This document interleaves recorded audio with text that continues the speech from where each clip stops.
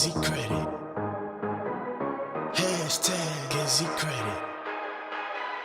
Hashtag GizzyCredit. GizzyCredit. Anything you want, then you can get it. Don't get scammed, cause then you'll regret it. Hollywood No legend. longer gotta look pathetic. GizzyCredit. Anything you want, then you can get it. Don't get scammed, cause then you'll regret it.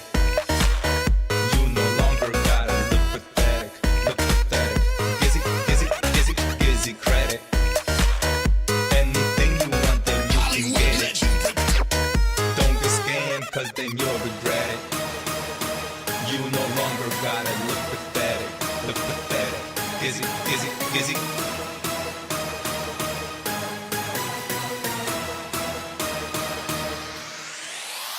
GizzyCredit. Anything you want, then you can get it. Don't get scammed, cause then you'll regret it.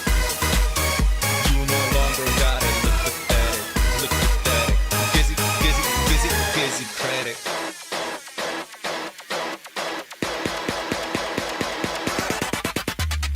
Don't get scammed. What you need is just a change of plans. And time is money, you know, get that cash. Whatever form it comes, just get it fast. GizzyCredit. GizzyCredit.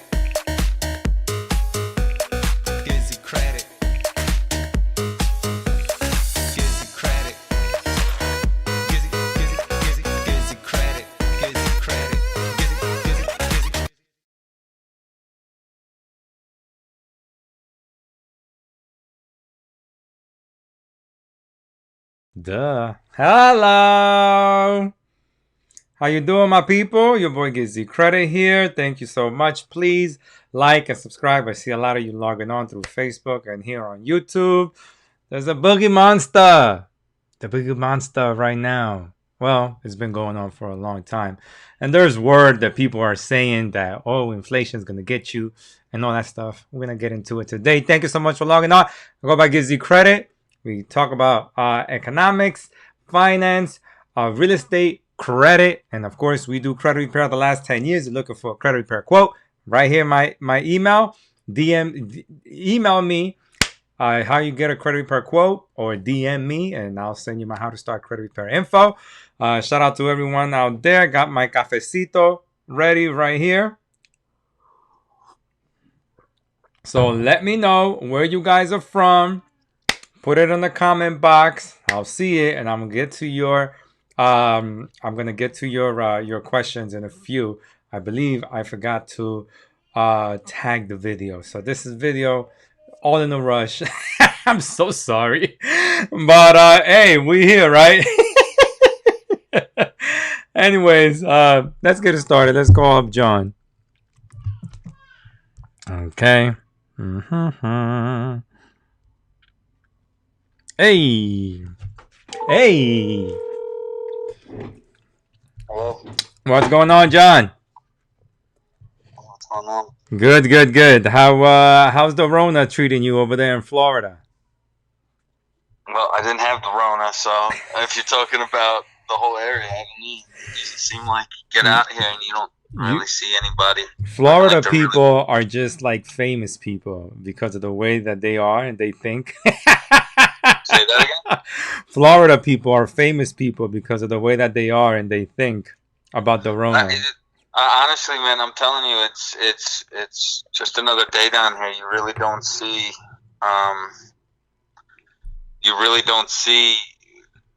a whole lot of difference in behaviors down here. I mean, you're seeing some pretty basic behaviors and nothing really over and above that. So you're not really seeing any kind of adjustment as far as behavior is concerned. And I keep saying that you're just not. I mean, it is what it is. So Yes. I mean, people are still kind of going about their business. People are.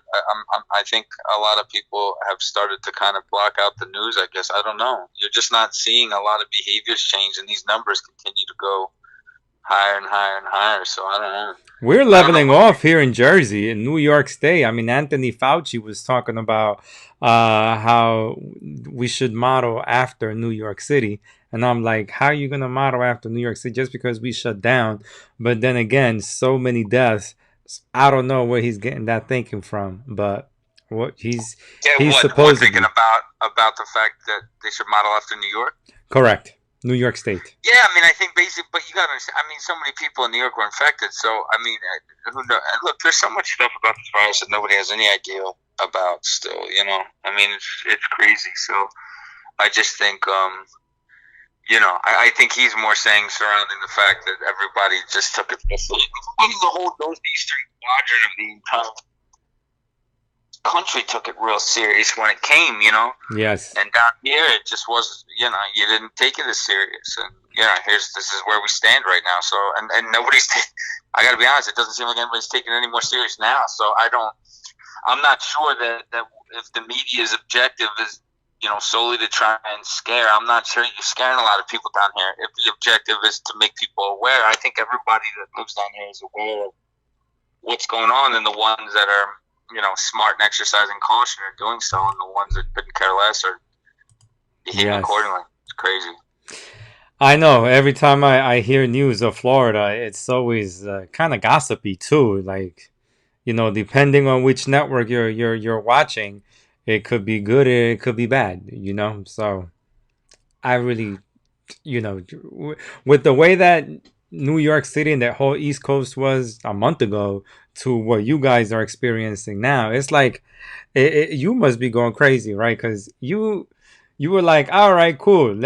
John lives in Florida, and John travels to Philadelphia for the summers, and he lives in the summers in Philadelphia, and then he travels back in the winter to Florida. So he's thinking, yeah, we're gonna go to Philadelphia and see family, fun times with the family.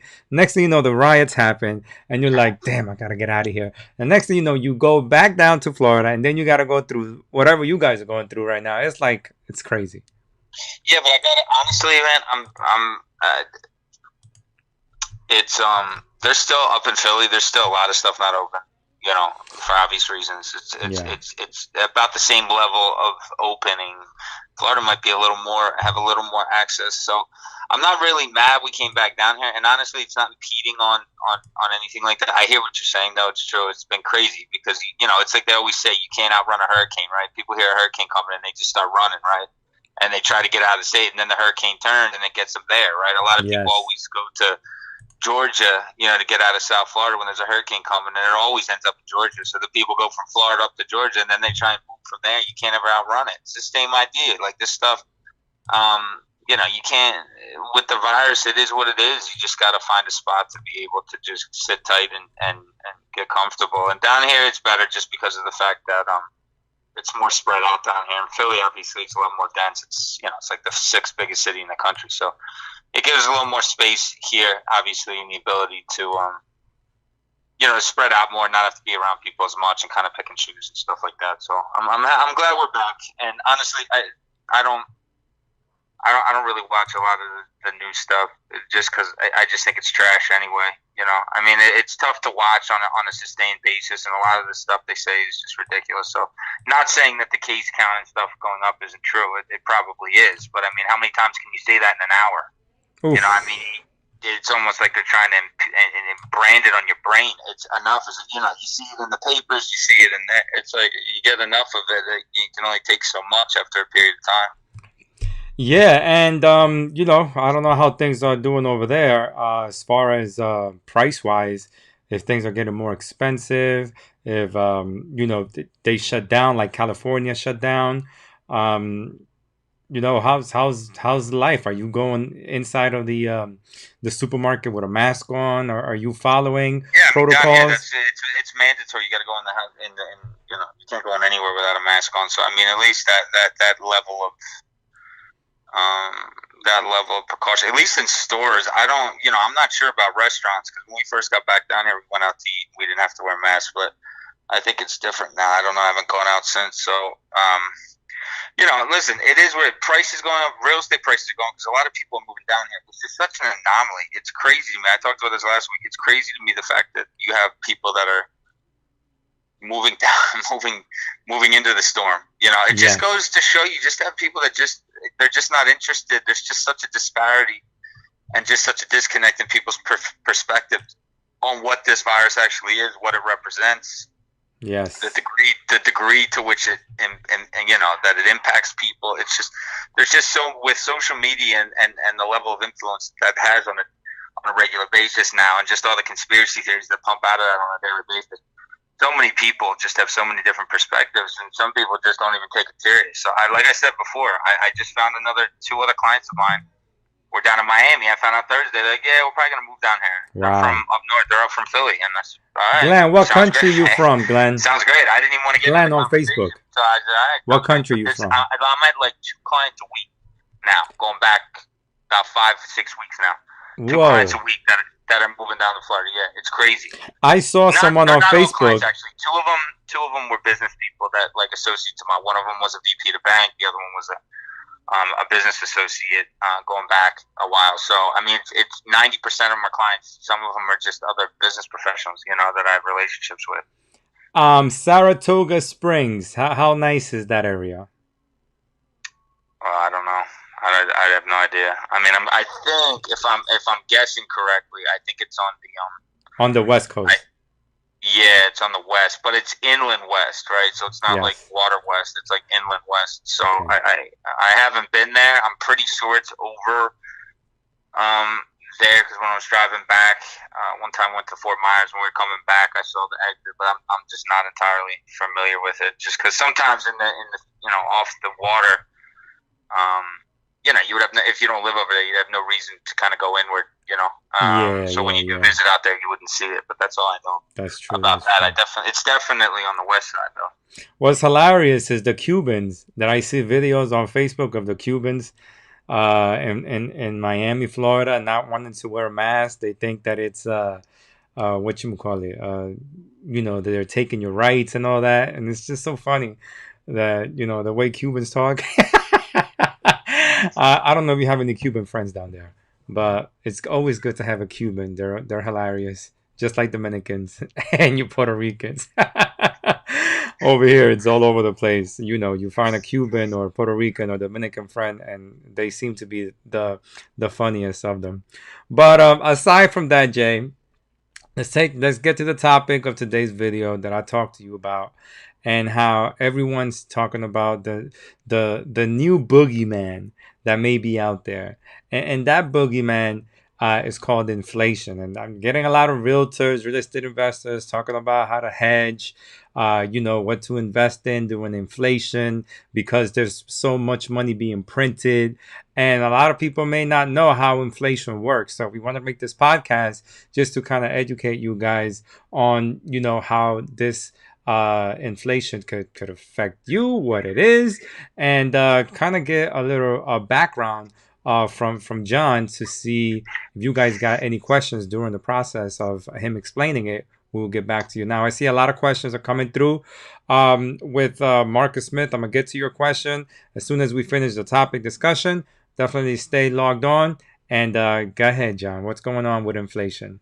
Right. So you are hearing it get thrown around a lot right now, and obviously it's being thrown around right now, the term inflation, because of the fact that the Fed's printing a lot of money. There's a lot of money coming into the system through the stimulus, and just a lot of the Fed-related stuff. And given the fact that we're basically just printing money right now, it's not backed by gold to the degree that it ever needed to be at one point in time. We're basically, obviously, weakening the dollar when you do that, right? So the more dollars that you print unsubstantiated, you're effectively weakening the dollar. That effectively means that it's going to cost more dollars to buy any product. Those products could be anything. They could be milk, it could be bread, it could be lumber, it could be, now granted, lumber, milk, and such, wheat, these are all commodities, right? But as a rule of thumb, typically speaking, when you're printing more money, you're weakening that dollar, and obviously those prices go up as a result, right? So, but the thing is that the one thing traditionally with that in mind, right, is that along with wheat and milk and lumber and gasoline, right? Typically, inflation sees everywhere. So you'll see house prices go up. You'll see equity prices go up, etc. They normally run in conjunction. And the reason why you're hearing realtors talk about it is because they're probably looking for any reason to try and convince people to try and buy right now, because most people aren't, and most people still haven't put their houses on the market yet to increase the inventory. But the greatest hedge to inflation that exists is buying real estate, right? Because it's just like anything else. It's a material item that you purchase. It just happens to be an asset. So as inflation goes up, the value of your property theoretically is going to go up, right? Yes. So when the cost of milk goes up, the same $300,000 property goes up. Milk goes up 10%. I mean, obviously it's not completely parallel and synonymous, but if price of milk goes up 10%, in theory, you figure that's maybe 30 cents. You figure if your house goes up 10% on a $400,000 house, that's 40 grand. That's a big number, right? But you're offsetting it, right? You may not realize it in your pocket right away, but that's why. That's the general premise behind why they're trying to say that. But to suggest that inflation is something that's sitting on the doorstep, and as a result, you need to be aware of it and you need to position yourself properly. But the problem with the argument, which is where I think more of the information comes in, because I assume people have a natural understanding of how the general idea of inflation works, is that right now they're trying to suggest that this is a good time to buy, right? Correct. They're trying to buy so that you can stay out in front of inflation. Yes. But here's the issue, and they're using the basis, a lot of people are using the basis of Fed printing as a reason to do that, right? So here's the problem, though. The problem is the Fed's been printing money since 2008. Since the market collapsed in 2007, it's been on and off through the stimulus package that came out in 2007, 2008.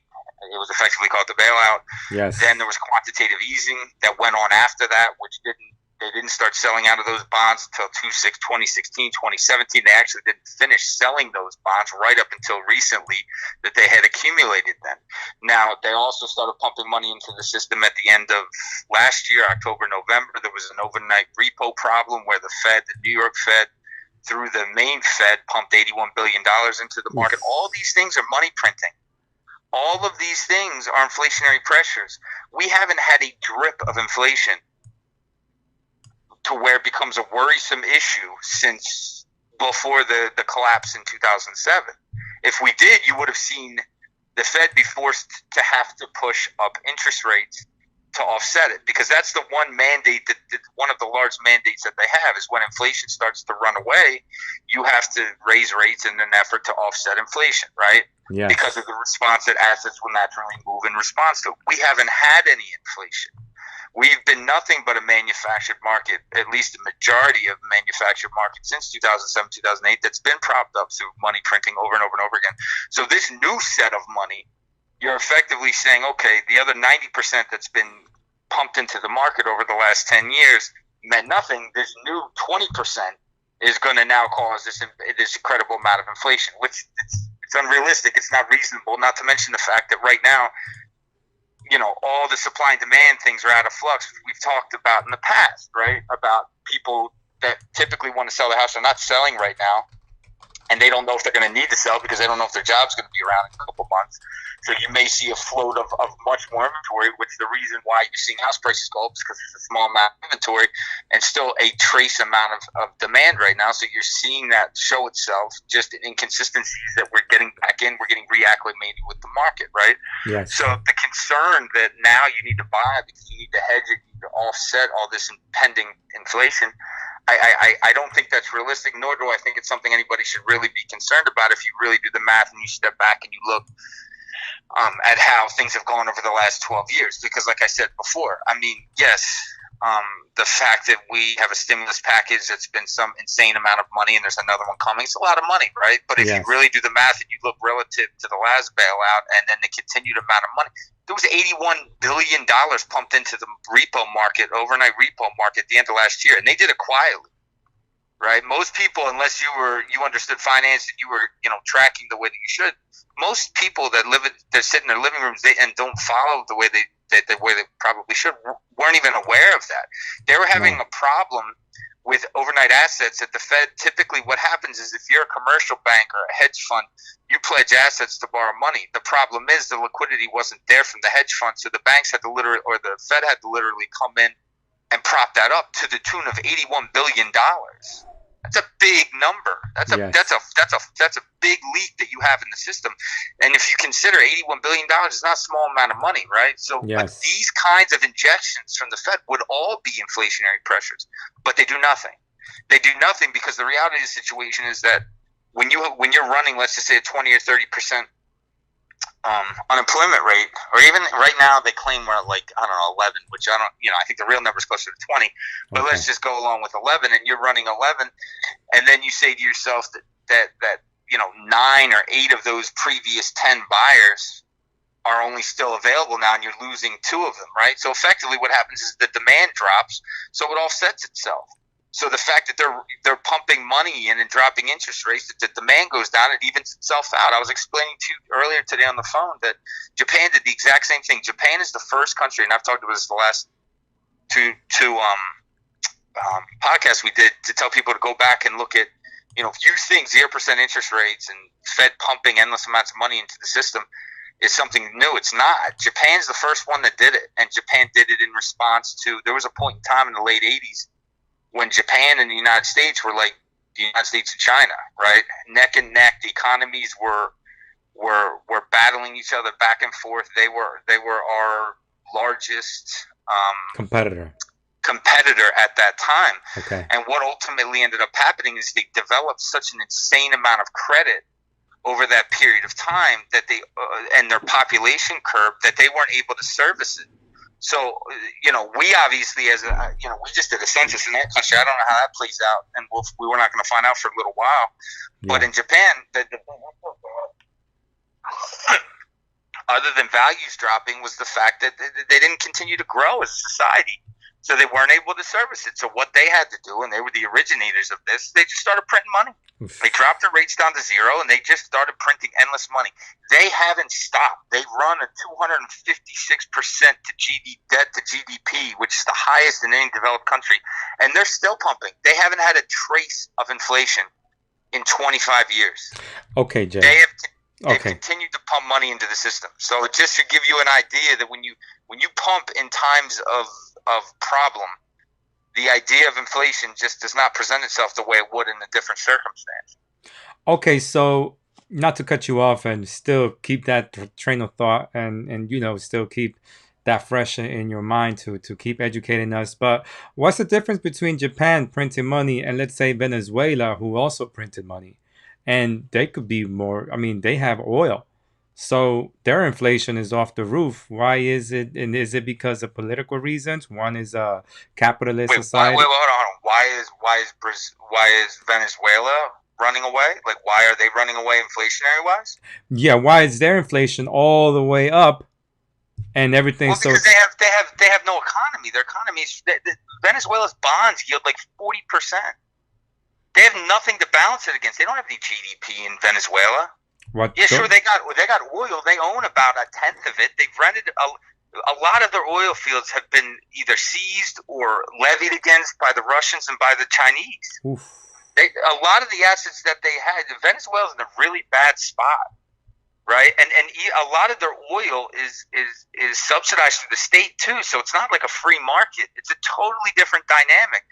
We lever and we build our country based on our GDP. Same with China. Same with every developed nation, right? Yes. That's effectively how you levy it, and you levy it based on a lot of other economic factors. How much, each individual makes, the average wage, where your growth is, etc. All these other variables that help to continue to spur growth that offset some of that stuff, right?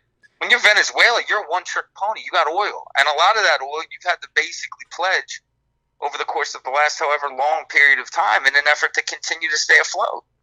So, when you start getting into smaller countries like that, right, relative to the big guys, no, they're gonna feel it's the equivalent. It's the equivalent from a big company, a Target, down to comparing that against a much smaller, like, mom and pop shop that has 7 or 8 locations, right? And how are they going to sustain relative to economic ebbs and flows? Who's going to get hit more? I mean, it's an ideal, analogy or comparison right now. I mean, look at all the small companies that are getting rocked right now as a result. Some of the bigger companies are getting, that are getting bailout money. Same with the smaller ones are, and how people are responding. It's just not, when you're a smaller country, you don't have the same economies of scale as you would if you're the United States, Japan, or one of the G7, right? Yeah, And but Venezuela's how certainly not about the you G7. talk? I'm talking about like I just finished saying Venezuela, and it's oil rich. But how about these Saudi countries like what is that famous Saudi country that build a whole bunch of tall buildings? I forget. Abu Dhabi, Abu Dhabi, the other one that's famous that people go and travel to. Qatar. No, the other one. The I don't know. Fast and the But Furious, they went over there and made a movie. I forget. Brazil? No, they went to a Saudi Arabian country because somebody told me where they went on I don't Facebook watch or the movie. YouTube. But listen, it's all. But you gotta understand- they sorry to cut you off. They got a whole bunch of new you said that there's no economy. The United Emirates, in Venezuela, I say there's no economy. there's no economy, but this other oil rich countries they gotta have tourism to come in. Dubai, there you go. Glenn Byers just told me Dubai. Right. Dubai is obviously an oil-rich country, and there's an element of tourism there, sure. But, I mean, it's on a much smaller scale.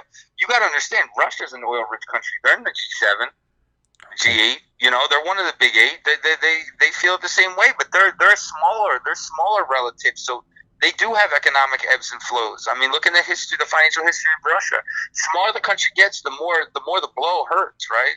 Yes. So, I mean, I don't know the size of Abu Dhabi or Dubai or any of them because they're not even countries that. I mean, they're small countries, right? Relative to the big guys, they don't even come on the conversation. Abu Dhabi is. I mean, you're talking about Saudi Arabia, which is the big one that's got the oil, right? I mean, but if you think about it, they pull the oil out of the ground. It's not like the United States here. There's not, they own that land, right? So their cost to get that out of the ground is significantly different than the United States. So they have a lot more margin in order to resell that oil and still make money. So their cash crop is oil, right? They have it in their front yard. They have it in their backyard. Saudi Arabia is, I mean, they're totally different. I mean, because they can still make money even in a down market. If our producers in the middle of our country, it costs them $45, $48 to get it out of the ground. Right? It doesn't cost that over in Saudi Arabia. It might cost half that. Right? It might cost a quarter of that to get it out. So even if the oil goes down to $35 a barrel, they're still making money, right? Okay. So I mean, they're different circumstances that don't apply evenly. It's not an even. I mean, the only way you can really evenly apply it is when you're dealing with like nations of similar sizes, which is why you have designations like the G8, right, which meets couple times a year to discuss like global things because they're all relatively on the same scale, right? And they're so large that any policy decisions within that country can impact another country, right? So they try not to do that to each other because of how intermingled they are, right? And how a decision by the United States could impact greatly any of the other countries, right? Or subsequently China, which is another one of those countries. So I just think, when you're trying to compare the two, I don't see how there's a comparison. So you're trying to say that things have stood the same since '08 when they started printing money to what they are now? That things are No. I'm saying that they haven't ever stopped printing money since '08. There has not been a stop of printing money. I mean, you guys, this isn't an opinion. This is a fact. Go back and look at it. I mean, just look up the Fed injecting money into the system. I mean, the quantitative easing, I don't know, you guys probably have heard the term, but I don't know if you guys are familiar with the idea of it. There was a QE1, there was a QE2. Okay, so they went through quantitative easing 1 to resurge the economy at like 2010. Then they had to do it again in order to prop the economy up after that. Like I said, it went well into 15, 16, and then they started selling off in 16. That means they literally kept buying bonds and injecting money into our economy from 2008, 2009, whenever that initial stimulus passed, all the way up until 17 or 18, which now they're just pumping money back in again. Not to mention the 80 billion they popped in before. They just they had difficulty even exiting their position. So what ultimately ends up happening is, for instance, when they did the quantitative easing, they were buying bonds in an effort to prop up the economy. Well, their objective is not to keep these bonds on their balance sheet. They do it as a hedge, similar to what they're doing right now. So the idea is that they have to sell them at some point. Like any investor, or lack of a better term, they have to replenish their funds, right? They got to put money back in their pocket, or they got to be able to exit when they think the economy can handle it. They had trouble getting out because there's no buyers as big as the Fed. It took them a long time to unwind a lot of their purchases, and they didn't even end up completing it. So they still have bonds on their balance sheet from probably 2011, 2012, which is not what they meant to do, because now they got to keep pumping, right? Yes. So, I mean, their balance sheet is so bloated right now, meaning the Fed, with purchases that they've had to do over the last 12 years in order to keep our economy turning. This is why whenever anybody has the argument about, the chance to raise rates, no way you raise rates. You raise rates on what? Like the most that we got up to at one point was, I think, maybe 1%, 1.25%, I believe is how high they got. I may be off, maybe 0.25%, right? But you're talking about, that's the highest they were able to raise interest rates, right? Yes. In 1985, I think interest rates were 16%. It's crazy, and people were still buying homes at that time. They were, but also think CDs were yielding 16%. So you go, and savings accounts were yielding 16%, 18%. You put your money in a savings account with no risk. You put $1 million and they made $180,000 doing nothing. Think about that, because they work synonymously. Now we're in a generation where we're not going to see those rates probably ever again, right? Because of all the easing, and because of all the money the Fed has to pump in, and because of all the reasons to keep it down in order to just keep a crush on the market. But just think, there was a time when that happened. You know what I mean? Like right now, a savings account yields like, I don't know, 1/10 of a basis point. It's a joke. A CD is like, you're talking 1.5% if you can find a gem, and they'll lock you up for 5 years. You're not going to see that stuff anymore, man. Not for a long time. Question for you, Jay. Curtis asked a question: if Japan populations grow, can they fix it? But my question to you is: did Japan ever let people immigrate there? Because I guess that's why.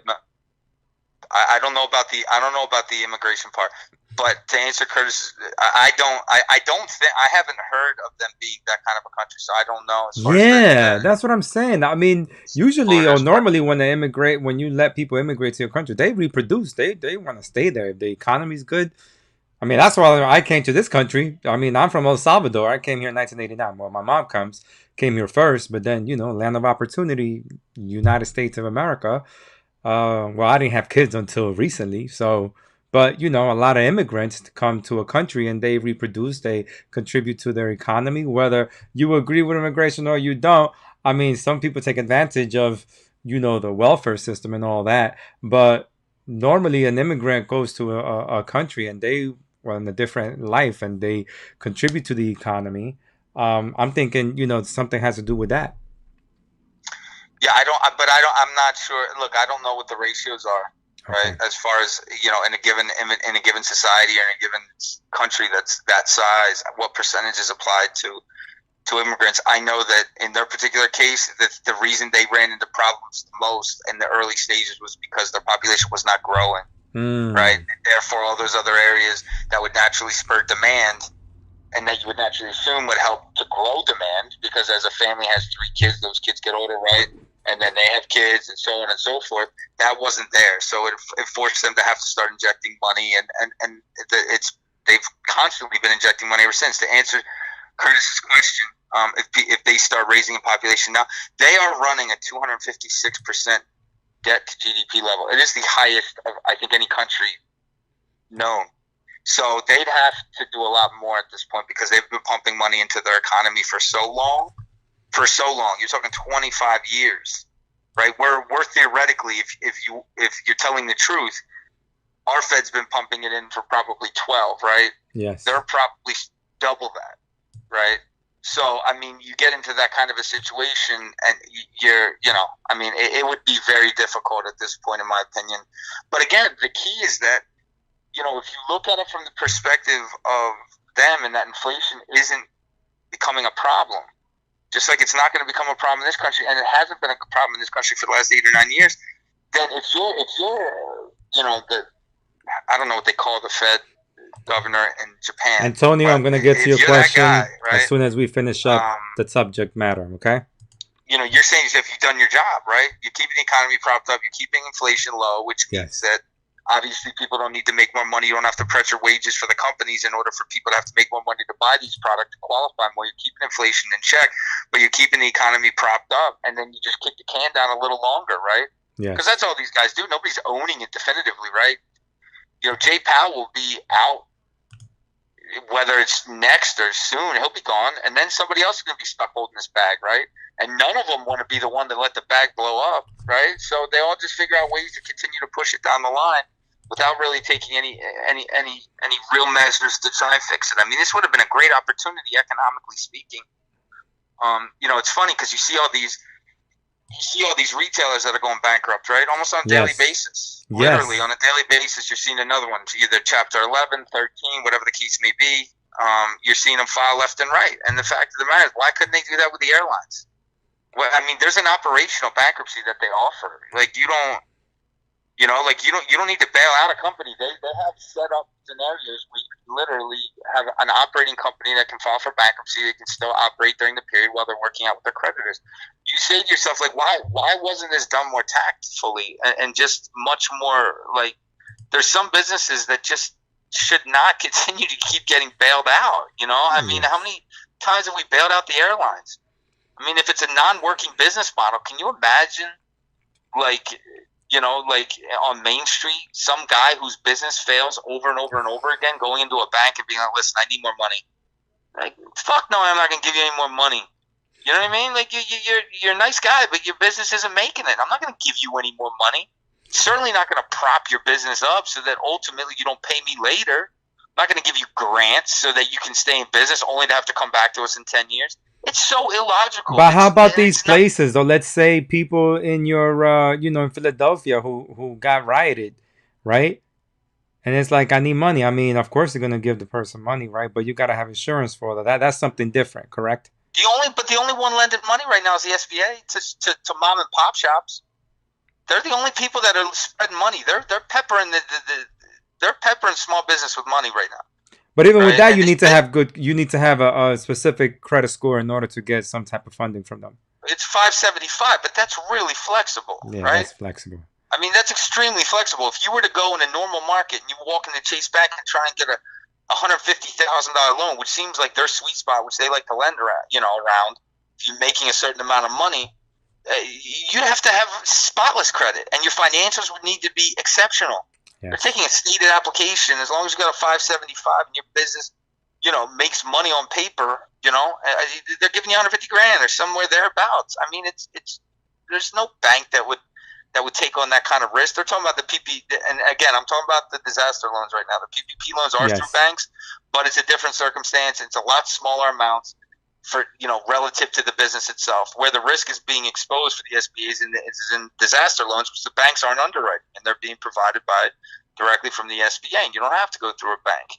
Terms are insane. They're like 30-year payback terms, which is great. And the point I'm trying to make, though, is that if you're a business that wasn't good 10 years ago, meaning it wasn't making money 10 years ago, and it wasn't making money 15 years ago, and it was barely making money 5 years ago when everybody else was making money hand over fist, why the fuck would you give it money now? Again, like large amounts of money, right? Like, why is that logical? And it's not logical. It's just, there's no logic behind it. So you just call it what it is, and it's a shame, though, because it's money like this, right? Like, when you think about things where that money could be going, in repairing the situation, or in going back and being specific about just aiding in lessening the amount that the Fed has to pump into the system, right? Yes. Because I don't know why we become so lazy, politically speaking, around everything just falls back on the Fed. Congress does just enough, right? They throw out a big number, they make everybody happy, they acquiesce, and then the Fed's got to carry the bags. Problem is, we're paying for all of it, right? Yes. We're effectively paying for all of it. So, I mean, in essence, it falls on our shoulders at the end of the day anyway, because we're going to be the ones that are going to have to reconcile the books when all these guys are out of office, right? And that money's still floating out there. The difference is with the Fed, that can hold off a little longer. The other stimulus money, that goes straight to the deficit, is going to have to get paid back. So, I mean, it's a So frustrating argument. our taxes are going to go up. Absolutely. Yeah. Yeah, it's inevitable. I mean, that's the only way that's how deficits get paid down. I mean, if you're government, you don't have a multitude of other ways to generate money. That's how you generate money. So who's in charge of that? Is the president in charge of that? Taxation? Yeah. Yeah, it'll start in like the Appropriations Committee in the House, right? Okay. It'll get worked through, and the president ultimately will have to, the Treasury obviously works alongside it. All the necessary financial, bodies that make decisions in our country work in conjunction with each other to approve it. But I mean, if you think a big tax bill, I mean, if you look, everybody, I mean, Biden's already come out. If he wins, he's already said expect tax hikes next year.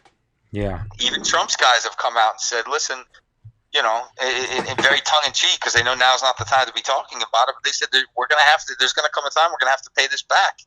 And anybody that understands what they're talking about means they're going to have to tax. He dropped taxes, that's great, but I mean, you can't float that kind of a deficit over that period of time and not start to address it. It's just not possible because it impacts future spending on other things, right? If you don't start paying it down, it impacts the ability to pay for other stuff, like the soldiers and the military and all the other stuff that we contribute to on a regular and annual basis. That is absolute money that needs to get obviously properly distributed. So someone just said the kids are screwed. Yeah, I mean, look, something's. Look, I've been saying this forever, but I don't know if it's the case. I mean, you say to yourself, something's got to give, right? But if you back out and you say to yourself, well, as long as the Fed keeps pumping money into the system, and as long as corporate America keeps doing what they do, Mm-hmm. you can keep kicking the can, because that's what we've been doing now. I mean, we were, in my opinion. I mean, look, I was born in '80, right? So, in my opinion, I think that we were probably as close to a free market until, I'd say we were probably a large degree of a completely free market, right? Until about 2005, 2006, 2007. And what I mean by that is, like, now there's just so much manufacturing going on in the background, right? With all the algos and all the money being pumped in, and it's a lot less of a free market, at least from the stock market, than it was a long time ago. That's why a long time ago in the 80s, you would see days when the market was down. I mean, Black Monday the market was down 20%. Oof. Imagine that today. The Dow closed today, I think, like 28, 29, something like that, 20% down. That would be a 5,000-6,000 point down day. Now, that's more consistent with human nature. Something hits, people start flipping out, right? I'm not saying that's what you want. That's a worst-case scenario. I'm just saying that's much more embedded in human emotion. Now you've kind of devoided humans from the situation. You have a propping up by a Federal Reserve. You have a lot of machines that are doing a lot of the trading on a regular basis. So you don't see the same – I mean, you saw it when the virus hit, because you saw a lot of unloading from funds that had accumulated and were booking profits from when they bought back in 2008, 2009, 2010, right? Because they thought the top was in. But generally speaking, you're not seeing the same amount of, even on volatile days, that you would see in the past. And I just think there's a lot of a lot of manufacturing that goes on to keep the lights on, right? And I think it's a lot more than people even realize. I think what we find out relative to, like, the overnight repo I was referencing, $81 billion, that's a really big deal. Like when the Fed has to pump in $81 billion into overnight exchanges, assets for collateral, right? I mean, it's a very standard scenario that goes on in very standard basic banking. To think that they were short for literally like 2 weeks, and the Fed had to come in and keep pumping liquidity in to make sure that market kept floating when it should have kept floating on its own naturally in a normal market. When you see stuff like that, you say to yourself, man, this boat has holes and they're trying to plug it as it happens, But that all extracts the free market element of it, right? It really does. When they say the house of cards are going to fall at some near point, you ever heard of that term? Yeah, they use the house of cards. They use the house of cards back in 0708 because everything's so intermingled. But I mean, it's now it's different though. It's different now than it was then because everybody's kind of cognizant of what's going on now. I mean, Yes. back in 07, 08, it was different then because there was a lot of people that were blind to the idea, right, or didn't want to understand because, in all fairness, as a society, nobody understood credit default swaps unless you were on Wall Street. Yes, Nobody understood a lot of these secured mortgage packaging that got resold, and then the depth, and then how they, all these different things people didn't understand. So when the market was going up, it was like, yeah, that sounds good. Nobody knows they're out buying credit default swaps to cover the backside. Nobody knows any of this stuff, right? So people were none the wiser. Now you have a group of people with the advent of and the much more application of people learning on their own how things work and through online brokers and things like that. People understanding what's going on, and they have a much better understanding of economics. I think the one thing that came out of 0708 is that people realized that they need to get a little more conscious and aware of what's going on, right? Rather than just trusting somebody blindly with their retirement money. So I think there's been a movement in that direction. Obviously, not to the extent that would be in their best interest, but I mean, there's definitely a much more cognizant awareness than there was back then. But at the same time, I think that right now everybody sees the writings on the wall. I mean, you add something like a coronavirus in there and things start to just spiral, and I think I think they're talking about putting out another stimulus next month, right? Right when in an effort to try and keep it propped up, right? That's the idea, right? Because they know August is effectively, once that unemployment, that additional 600 comes out of the market, and you start having to face that kind of a cash situation that you're taking out of the market in that period of time, how that reverberates all the way around, right? Yes. So they're trying desperately to figure out some way to feather that out. So that's just not an extraction of that. It's more of a feathering out that they're going to try and include in the stimulus in an effort to keep it propped up. But how many more stimulus bills is it going to be? There's not going to be that many more. I mean, the minute there's a coronavirus, you're not going to a vaccine. These stimulus packages are going to start. I mean, this one's probably going to be the smallest of all of them, I assume. And you think it's just being propped up because of election year as well? Absolutely, 150%. I think there's a lot going on with the Fed right now that's helping to keep the market propped up, and I think it's going into the election without a doubt. I had zero doubt in my mind, and you're seeing a lot of funny things happen, and I think as a result. I mean, when in the world, I mean, look, there's things going on in the market right now that make absolutely no sense in the stock market. I mean, you see, I understand we priced into the market the fact that the coronavirus came the first time. I understand that, and that made logical sense. We took a huge dive as a economy and it rallied, right? Yes. But now you're talking about case counts that were worse than they were then. I mean, you didn't budget that in. Nobody budget that into the fall, and the market's running like it's like there isn't even a coronavirus. I mean, we don't have correct. We're not sitting in situations where there's even an adjustment in the market when the case count. I mean, there was like 80,000 cases that were reported over the weekend, right? Oof. In one day, there was 80,000 cases reported, right? It's crazy. So you say to yourself, 80,000 cases, that should garner some kind of a response. Any of this should have garnered some type of response. And I think, you're just continuing to see it plug higher. So when you see stuff like that, it's just, I don't know, things just smell a little funny. It leaves you to think that we're inevitably going to run up until, in my opinion, because you're seeing the VIX start to break down. Like, and anybody that listens to us knows that I talk about the VIX a lot. The VIX is just a measure. And the VIX is not VIX Vapor Rub.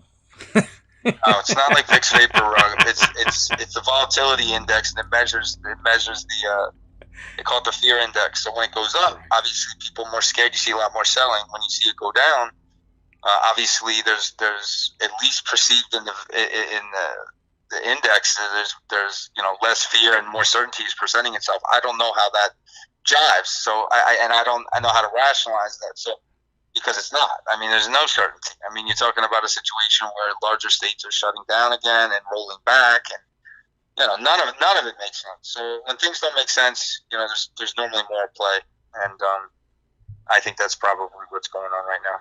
So when they say what's the best hedge if inflation is gonna hit, they say if you believe that inflation is going to hit, then assets are your best hedge. And by assets, I don't mean a vehicle.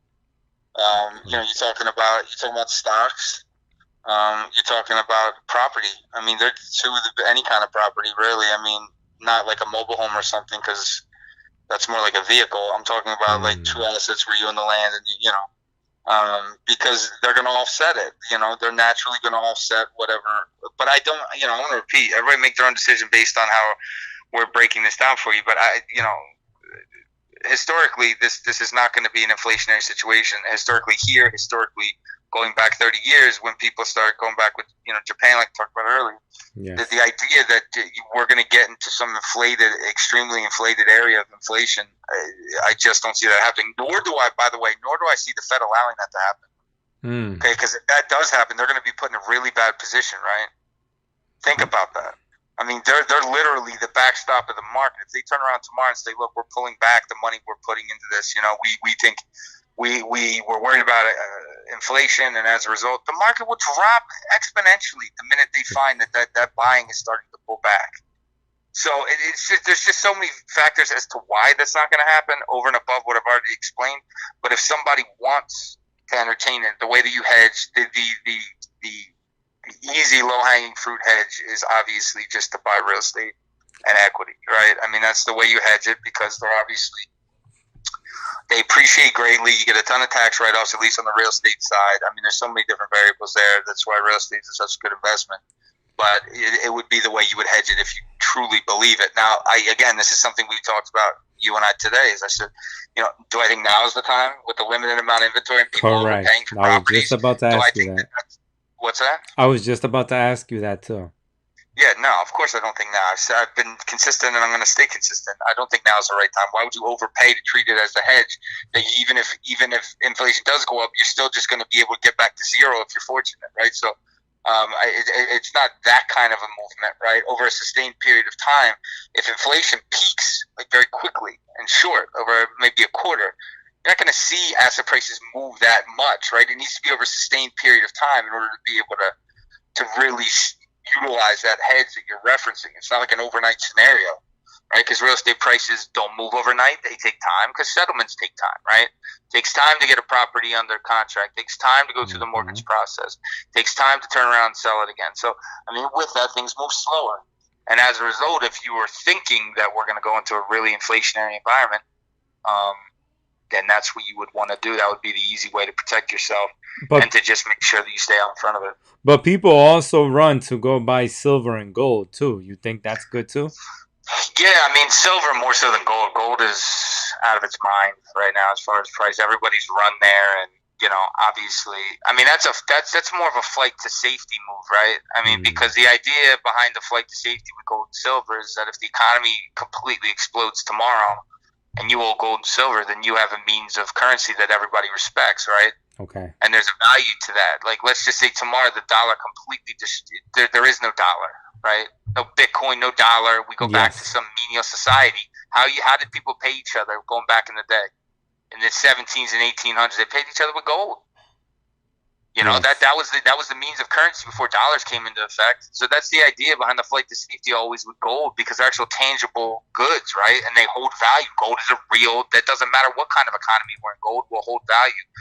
So that's why you see that rush to that kind of safety. But I think price-wise, because gold, silver is at like, I don't know, $18 an ounce. I think, gold's at like $1,700 an ounce. I mean, it's insane right now. So, because everybody's rushing to that for protection, right? Yes. Which is weird, because the market's going up, and it just goes to show the disconnect that I was trying to explain earlier. Because typically speaking, when the market dumps, you see people run to gold, right? Or they do it as a hedge, right? Yep. You wouldn't see gold at an all-time high, and then the market's approaching all-time highs at the same time. You would never see that, right? because there would be no reason to see that, right? Why would markets be going to all-time highs and you still be out buying gold? You would want to be rushing into assets at that point, right? Appreciating assets, more clear assets, not protectionary assets covering your downside. So there's just so many disparities that typically would not have been present that are just exponentially present right now that, they're hard to explain logically. As a someone just said, when the stimulus stops 6 months later, real estate will plunge because people won't be able to afford to stay in the property. Yeah, well, we talked about that before. How do you feel because I know you own apartment buildings and stuff, so how would you feel about that? I mean, but I've talked about how I feel about where prices are going to go for a long time. So I mean, I have absolutely, I feel very confident that if they don't get unemployment under control, that it's supply and demand. You can't. We're a consumer-driven economy. 65% of our economy is consumer-driven. Oof. I think it's great right now that the people that are unemployed, who can't qualify for a mortgage because they're unemployed, obviously, that they have the liquidity to help, go buy things at grocery stores and on Amazon, et cetera. And they're doing a good job of keeping Walmart and Target and Amazon propped up, right? Yep. But the reality is that from a broader perspective, when you look at it in January, when the market, obviously before we tanked, when everybody was kind of sitting in a comfortable place as far as where they felt the economy was at, you've now extracted 2 to 3 of those buyers out of the equation. So, I mean, think about that. You had 10 buyers in January because unemployment was effectively at 2%. Yep. Right? 2%. So that's almost 100% of the people in the workforce, right? Yep. So you're talking about at that time, 100% of the people you could buy because you have documented wages, you have the ability to go and buy. Now you're sitting in a situation which I think is more realistic, which is around 20% unemployment, which is a real number once you really look at it. If you ever really want to do research on how they book the unemployment number that they hang their hat on, it's disturbing relative to the real number. But let's just say it's 20%. You're extracting 2 buyers out of that 10 buyer pool. So you're given the fact that we're a consumer-driven economy, and you say to yourself, okay, you had 10 buyers before, which sold, let's just say 10,000 houses that year.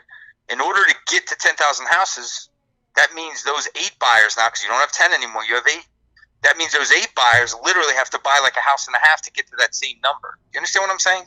Yes. So unless unemployment gets down, that's why you hear everybody talking about unemployment so passionately. And whatever you see on TV, you gotta actually comb through the numbers. But if you don't have the same, you run into that problem. It's just numbers game.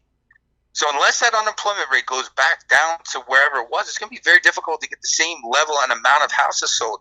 If you have less demand, similar amount of supply, then that starts to force prices down. Now, if we start to build up inventory, right, because right now inventory is at trace amounts, as we talked about, you start to build up inventory and you have less buyers and you have less interest, then you start to see prices start to accelerate quicker. This is just pure economics. This isn't specific to this situation, right? Yes. But I'm sprinkling in examples of this situation. So, I mean, it's a situation where I think it's good to sit back and watch. You asked me what my opinion is. I mean, I've said from the very first podcast we did relating this coronavirus stuff, I said I think, you're probably looking at buying opportunities towards the end of this year into early next year, depending on how long it takes it to fall out. Now, they're propping it up right now with if they do another round of stimulus, you're going to drag it out another couple months, right? But I still think you're talking about a situation where end of the year into next year, because that's when people are going to understand what their finances really are. Right now, you're kind of in like you're at the front door, like I always say, and they won't let us get past the front door because they're doing everything they can to keep it propped up going into the election, right? Because that would be the worst thing ever if they walk into the election or into the time of the election with a collapsing stock market, right? Yes. And a collapsing real estate market. I mean, in order to keep it on a level playing field, this is the only way it's going to happen, right? So, I mean, I am looking to buy. I'm always looking to buy. I'm not buying right now because I've already explained why that is. Just everywhere is so frothy, and the people that are out buying right now are, I can't rationalize it. other than maybe they're being given bad information. But at the same time, I think there will be buying opportunities again going into next year. Maybe late this year, but I doubt it. Probably early next year. I'm leaning more towards just because how desperately they're trying to keep this propped up going into the elections. Did you hear that, Captain Insano? He was the one that wrote, when would be a good time to buy a home next year or wait longer than that? Well, listen, here's the thing. We'll know, right, what... How does an investor like you say, what do you look at when it comes to... value. Okay. To say that's a good deal right now. At the areas that I invest in, I've been investing in for a long time, right? Okay. And you can normally recognize value based upon where the market was at. It's a really strong probability it's going to get back there at some point in time, right? Yes. Not immediately, but if you're a long-term investor and you're doing it for all other different reasons, there's a very real possibility you can just sit back, same way with the stock, and run with it. Now, if there's income coming in from the rental, obviously, that helps. If there's work that you can do, obviously you're going to build equity into the property that way as well. But, I mean, look, I think once we start getting to the point of like a real economy again, not this kind of propped up, tapered socialist scenario we've been experiencing for the last 5 or 6 months, yes. Then you'll start to see things that'll present themselves as cues when to buy, not to buy. I mean, you don't want to be buying when they're telling you on the news to buy. I can promise you that much. When they're telling you to buy, you better run in the other direction. And I'm pretty sure I've heard them tell people to buy over the last month. So when you start hearing the guy on the news telling you need to go out and buy a house, and it's a smart move to buy a house, you need to start second guessing your philosophy, because they're the last ones that you want to be taking investment advice from. So I would just say though that there are going to be opportunities, good, bad, or indifferent, and I just don't. I say this every single pocket. I don't understand what the rush is. I really don't. Well, John, when you see pictures, Saturday and Sunday on Facebook, and you see a broker open or for sale house, and they show pictures of people lining up. I got 50 leads today of people trying to buy this house. Like, there's a whole bunch of people just out there. Are they just wanting to be out?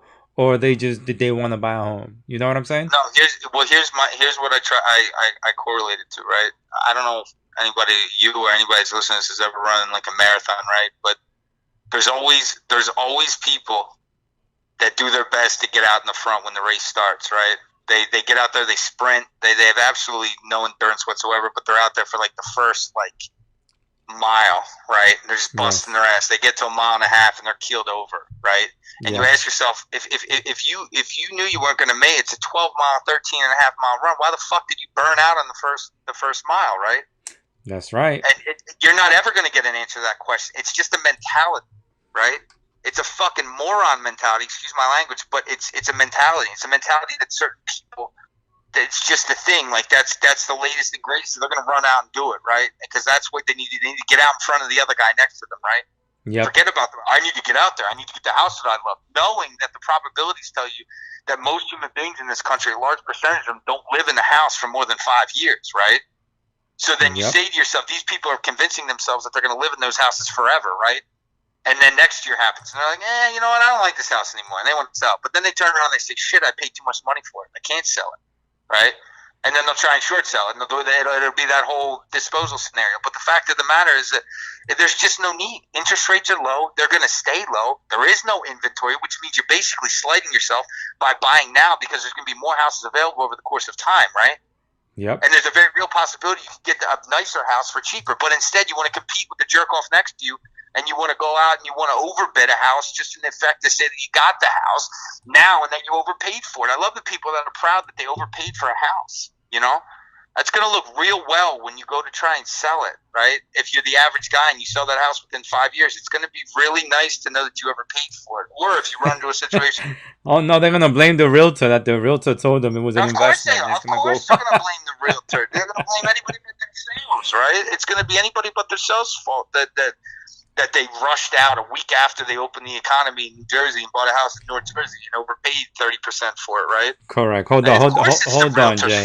John Montano is asking, how about refinancing? My neighbor is going to refinance his house this month. We actually had a podcast on that. This is the thumbnail of it. So go to my channel, go to the live section, and you'll see this right here, and it talks about what's the best to do right now: refinance your homes or buy a house now. So we definitely, he asked about refinancing, Jay. So I mean, rates are low. I mean, they could go. I mean, look, if you go back to a couple months ago, we did a podcast on rates. We've done a couple of different mortgage related ones and rate related ones. And what I was telling to people back then, this was when rates were still floating around 3.5, right? Right after it, when the market first dropped and then it pulled back and started working its way up, rates started kind of gliding up, right? And then as the Fed injected itself more, and as other things started to present themselves, you started to see it work back down. Well, when it was about 330, I said, look, we're starting to get down near the bottom, right? Meaning, like, there's only so low you can make it to where it still becomes, because Fannie Mae and Freddie Mac buy a majority of these conventional mortgages, right? Whether, they're backstopping the FHAs, they're buying all the conventionals. So, I mean, you're sitting in a situation where it doesn't, like, if you're getting a 2.75, I know the rate right now floating is around 2.75 on a 30. They pay to, let's just say Chase originates the loan, right? Chase Bank. You take a mortgage out with Chase, you go conventional. Chase funds the loan, then Chase turns around, packages it up, and sells it to Fannie Mae. Well, Chase gets about 80 basis points off that to service it, roughly, give or take, right? 80 basis points is like 0.8. Okay, so if your rate is 2.75, and Chase is getting paid 80 basis points, then you're talking about a situation where net to Fannie and Freddie, without any other fees in the middle, they're only making about 1.9, 1.85 on each loan. I mean, you're starting to get dangerously close to not being able to even outpace inflation, right? So you say to yourself, then you're going to run into, they're not going to do it, right? Then you're going to have to start getting some kind of Fed stimulus in that regard, right? Because that's how our economy flows. That's how mortgages get floated around.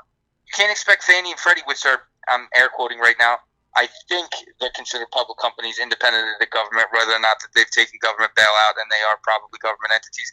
But the fact of the matter is, it's not their job to lose money. You understand what I mean? So in any effort, that you're getting so close right now, around 2.75, it's going to be difficult to push them lower.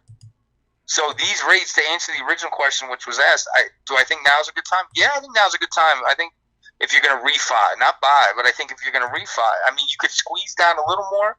But if you ask yourself, what's the difference between them 10 basis points on a $400,000 loan? You're talking $4. So, I mean, does it make sense to wait, or is it a vanity play that you want to say you got 2.69, right? I mean, it's really, because there's not going to be that much of a difference on a $400,000 loan from 2.85 now to 2.69. It's not going to be, when it correlates to the payment, it's not going to deviate that greatly. So I think now is a good time, personally. And look, if somehow, some way I'm wrong, which I don't think I am, because I give you guys examples of where my mentality arrives from, right? Because it all backs into the numbers and the return when it comes to Wall Street. So if my numbers are wrong somehow and it gets down to 1.5, then obviously you can refinance again at that point. So there's nothing inhibiting you from doing it, but I don't see it getting much lower than, I've been saying this now for 6 months, and we're in the doldrums of the market. So I just don't think you're going to get much lower than where we're at right now, from a sustained perspective. So it would be a good time, in my opinion. Be a good time to refinance. John has extensive knowledge in how mortgages work and how they get resold, so you kind of get an idea of how it works. Anything else that we should talk about when it comes to inflation before we get to the questions, Jay? No, because I'm only talking about it because you told me that it's all over Facebook now, and it's annoying me, the misinformation that exists that just confuses people, right? Correct. I just don't. It's unfortunate because it's so difficult for a consumer to find a direct place to get real financial information, right? Unbiased, without any caveats or any. Obviously, if you're a realtor, you're pushing something because you're trying to sell property, right? Correct. For us, inflation has no bearing, at least on the stuff we do on the credit repair side, right? Obviously, I'm very versed in inflation because I have assets and I've been dealing in this capacity for a long time. But as far as wanting people to understand it so that they don't get hosed, much like the one we did on interest rates not that long ago, when everybody say rates are going to go up. You got to refinance. That was all over Facebook. So come on, the rates aren't going up. And it's like the quicker that we can try and address some of these things, and for the people that do listen, if we can help give them a better understanding so they can make their own decision. And look, if that decision is like, look, I think inflation is going to go up, so I'll buy a house, and that's how I'm going to hedge it. I'm going to be proper about it. If that's what they determine after hearing his stuff, that's fine. At least they were given the proper tools to be able to make that determination, right? Yes. And that's all that's all I think is important. When you see somebody just going a rant on Facebook or Instagram about inflation and not really understand how the origins of inflation or exactly how it works relative to the broader economy, or just really don't understand economics at all, and they use that as a bully pulpit to convince 50 other people who don't really understand it either, but that guy sounds like he knows what he's talking about, so I'm going to repeat it, right? And then it just turns into this groundswell. I'd really like to just stop that, or at least help people so they can understand the reality of it. I can assure you that if the Fed really thought that inflation was going to run away by injecting all this money into it, I can assure you they wouldn't be doing it, because they would just have to reverse engineer what they were doing altogether, because that's effectively how you offset inflation, is doing the opposite of what they're doing right now. Okay, so any questions you guys have, please smash that like button, share button. That's the best way you guys can help us out. Smash that like button. Thank you very much for staying on, watching. Thank you so much for your questions. Any questions you have about credit related, finance, real estate, mortgages, economics, John is here. We answer all your questions. When we first started the live cast, we have Marcus Smith from Las Vegas, who said, Las Vegas, how bad would a voluntary repo affect my credit? He said, for a voluntary repo, $15,000 car worth $8,000. I was thinking to have the charge off and then settle the debt. And my interest rate is 17%. So right now, Jay, just on the people that we've helped that are paying 15%, that's for to the life of the loan. Paying 15% interest rate is like an additional $13,000 that you're paying with a 15% interest rate on a loan that a person has. What do you think about that? Well, I mean, it's obviously he was in a situation where he probably hopefully didn't get taken advantage of. Maybe that was all he got. Maybe at the time, I don't know. But I mean, if his situation is the car's worth 15, he owes 8. The car's worth what? 8. And he owes 15. I'm sorry, I flipped him. Correct. And he owes 15. He's upside down 7. I mean, in all theory, you could get. There's ways that you can roll that into a new loan if his credit's good now. I don't know if it is or isn't, but if his credit's good now, what he can effectively do is he can turn around and basically roll the negative equity into a new loan at a lower rate if the rate's right, 2-3%, which is prime right now on auto loans. Talking about a situation where you'll pay back that negative amortization, quickly, right? Because the lower the interest rate, the more goes to principal. Even though they front load the interest, when you're borrowing at 2 1/4, it's effectively free money, right? So even if there is a breakdown in that instance, the majority of your payment, even on the front side, is going to go to principal rather than interest. So you'll pay back that negative equity relatively quickly. Plus, your payment will be significantly lower, right? Yes. So I mean, I wouldn't, if there's not a problem now, I definitely wouldn't advise. If he doesn't have anything else negative on his report, I wouldn't advise doing that. I just don't. There's ways around it. Like I was just saying, effectively what happens is you trade your car and you go into a dealer, you find the car that you want, and they take whatever. Let's just say on that car they're willing to give him 15, and he owes, like you said, 8. Or I'm sorry, they're willing to give him 8, and he owes 15. They take the 7 and they add it onto the new car loan, and that's how you work it out. So you effectively overpay for the new car, and then overpaying for the new car.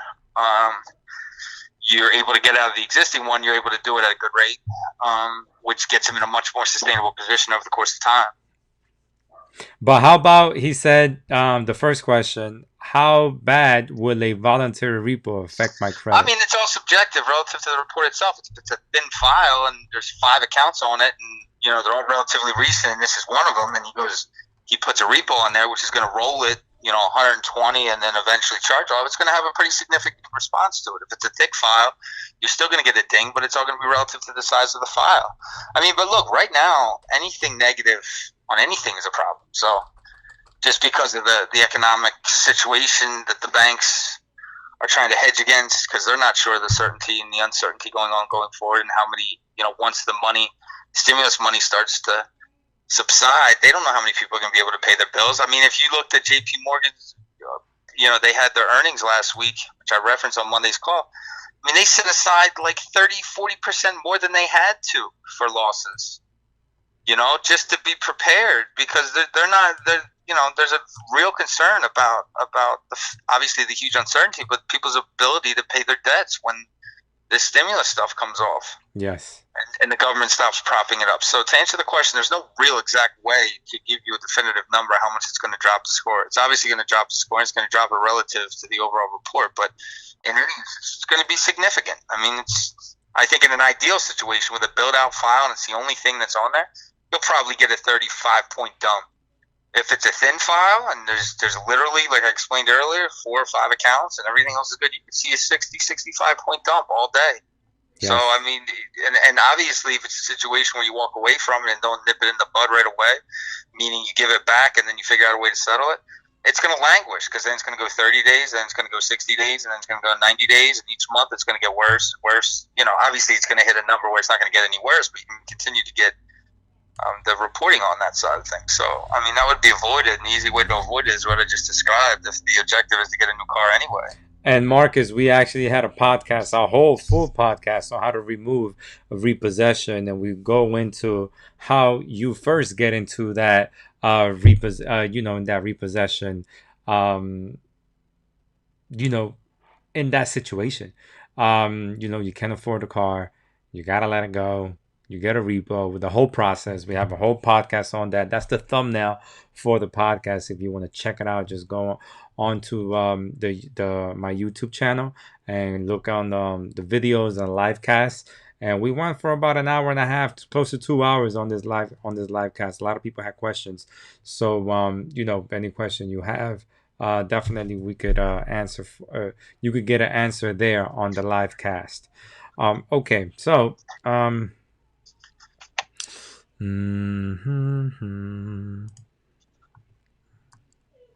Okay, he was paying 17%. Marcus Smooth. What would you do? What would you do? Well, we'll explain to you what we would do. That was a question that came in. Any of you have what would I do as far as what? No, what I mean, we go into what we on the podcast that we had on the screen here. They see the how to remove repossession. We go into what would you do scenario. Glenn, Philippines, what will you do? Good evening, Gizzy and John. Unemployment rate. Oh, we have another question here. Gizzy, can you speak on a question by Antonio Hesse?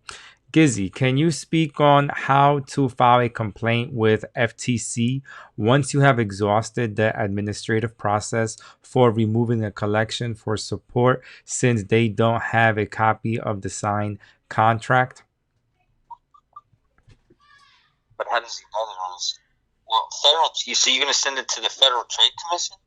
Yeah, he says, can you speak on how to file a complaint with FTC once you have exhausted the administrative process for removing a collection for support since they don't have a copy of the signed contract? I feel like this guy asked us a question before about this. I don't know. Maybe it was. Maybe it wasn't. No. I never seen this question before. So look, the Federal Trade Commission. We've never gotten into contacting the Federal Trade Commission. Is that right? I don't even.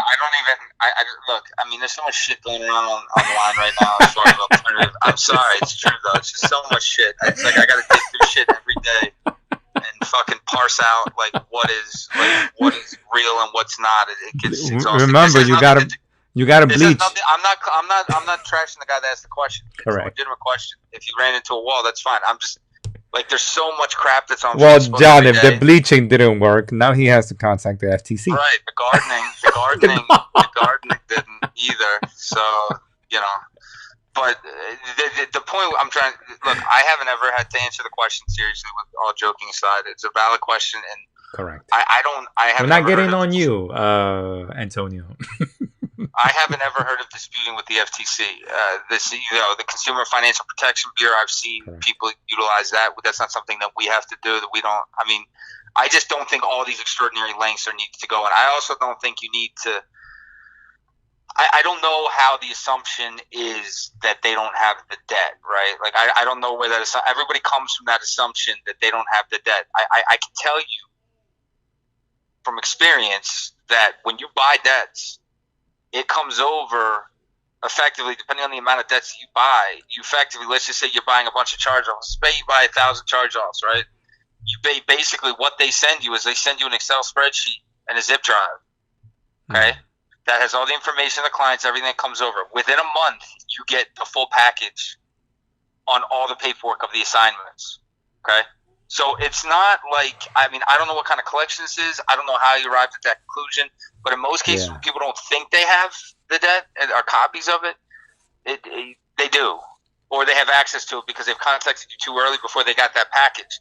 Now, the people only find this out when they get taken to court and they think they don't have it, and then they show up with it. Now, if you can get them early on in the process before they get that package, you know, with all the actual assignments of debt, etc., it's a different conversation. But, I mean, if you had difficulty removing it from the credit report, going to the FTC even going sometimes to the Consumer Financial Protection Bureau, I've seen that have some success with people, just because effectively they, you know, post 2011, when everything went crazy after the mortgage foreclosure crazy stuff, they stepped up and they were actually a pretty good entity at helping people communicate with banks, because the banks went out of their way not to communicate with people, so kind of forced their hand. So they were good. So you'd see them sometimes present themselves in a way that could be very helpful. I personally have not seen the FTC be that way, so I can't speak in that regard. I wouldn't know in that regard, but I would say I don't know how, if you were disputing endlessly, asking for copies of the debt, you weren't getting it. I got news. There's other ways you can dispute debts, and there's ways that you can just literally take off, like literally back out of the old ownership and validity of the debt itself. I mean, there's ways to get accounts removed without even having to dabble in ownership of the debt or culpability or accountability relating to the actual purchasing on the debts. So, my personal opinion, doing this for 10 years and almost 10,400 clients, I would say you'd probably be better served going that way. If you go the FTC route, I just can't give you any proper advice because I didn't even know that was an outlet. I mean, I know on the fraud affidavits they include the FTC on there and it's stuff like that. But I mean there's normally that's normally for an isolated situation. I didn't know they worked in a broad capacity. So if they do, I can't give you any specific advice on it, though. Okay. And he also asked, which, you know, you may have answered this before, but for the sake of just asking the question, he says, also, does the same formula apply with FICO 10 being implemented now to reach the 800 score? ?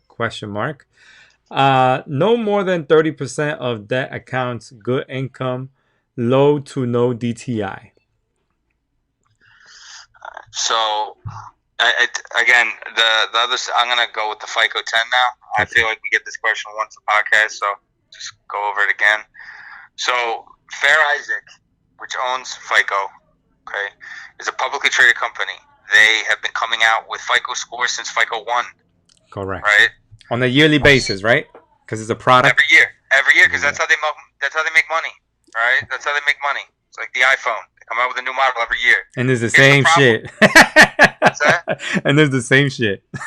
And you mean the Apple? Yeah, it is. But as far as FICO is concerned, they come out with a new one every year. Right now, even though FICO 10's come out, we're only widely using FICO 8, and they haven't incorporated all the 7 prior to the 8 we're at right now. They don't adopt every single FICO that comes out. Those FICOs keep coming out. That doesn't mean they're immediately adopted. And honestly, normally when the FICOs are adopted, which they don't, you can go back in history and see of the 1 through 8, all 8 of them have not been adopted widely. Very few of them actually have, a handful of them. So they don't just because they're coming out with new FICOs, they're not like, oh, I'm pumping that one through. No, it's a big undertaking. It's a huge undertaking for a bank to switch the FICO model that they're using. right? And they don't do it lightly. They don't do it callously. So I've heard this is another one I've had to, debunk for the last, it stops and starts. You can tell when it's flaring up online, but no, it's not something he needs to worry about. He should worry about aligning himself with FICO 8 and just be patient, because it's going to be a while before they probably slide out of FICO 8. They have come out with FICO 10. They came out with FICO 10 in January. Okay. Correct. We're in July. So if they were going to adopt it, I think it's fair to say in the last 6 months it would have already been implemented. That's more than enough time for them to adopt it if they were going to adopt it. But they're not. And they're not going to do it now. So they are going to do it. It'll probably be by the time they come out with FICO 12 or 13, because it's lagging in almost every single case. I haven't ever seen it be leading like that ever. So to answer the question, I would say, I wouldn't even waste a thought on that. It's not something that you're actually gonna realize anytime soon. Now, Correct. What was the second part of it about the DTI and everything like that? What was that? Oh, he said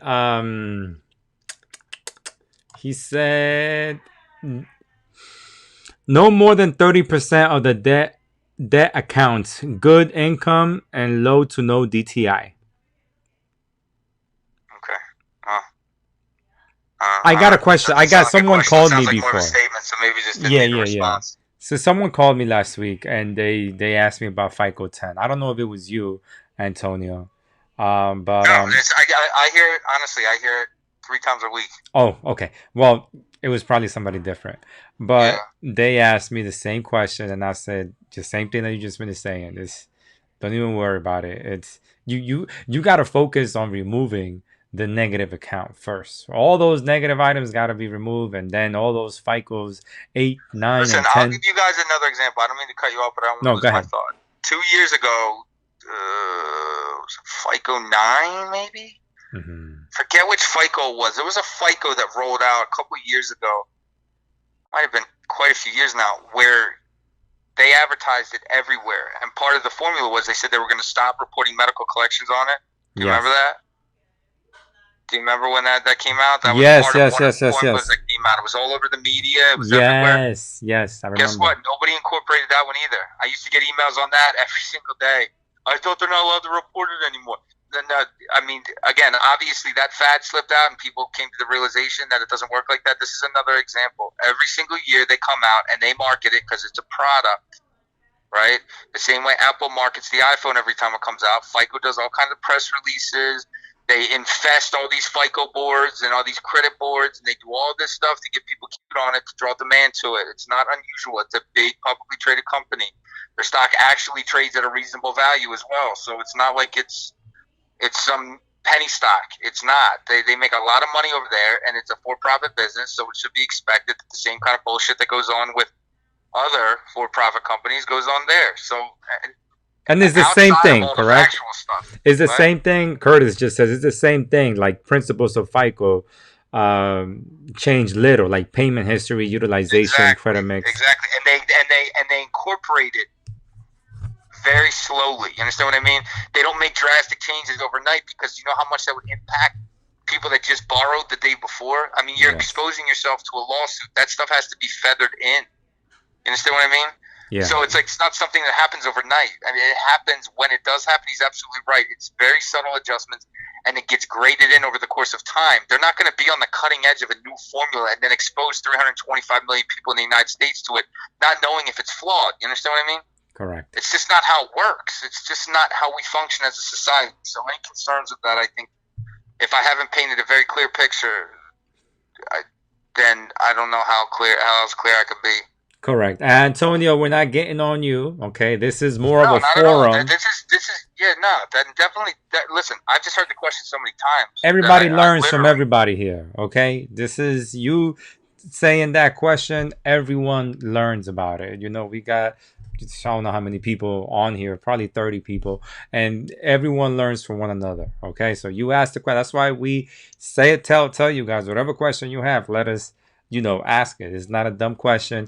Me, I'm an animal. I'll laugh, right? And then John, he hears it more. But we have good intentions for you. That's no. But listen, the important thing, in all fairness, the important thing is the questions asked, because there's people that listen to this that aren't going to listen to something else. right? Correct. Another one that we've talked about it in depth. So the question is fine. I just get frustrated because I know where it comes from, and that's the frustrating thing. It goes back to what I was talking about earlier about inflation. Is that the flare-ups that occur on Facebook and a lot of these social media places with just misinformation, that all it ends up doing, it all ends up correlating back to some kind of money-making mechanism, right? Like they're trying to sell something, and this is why you got to be scared FICO 10's coming. You need to do this, this, this, and this, which normally benefits them monetarily, right? Correct. You gotta buy a house now because inflation's going to tick up, and you got to get out in front of it. Buy a house from me. You know what I mean?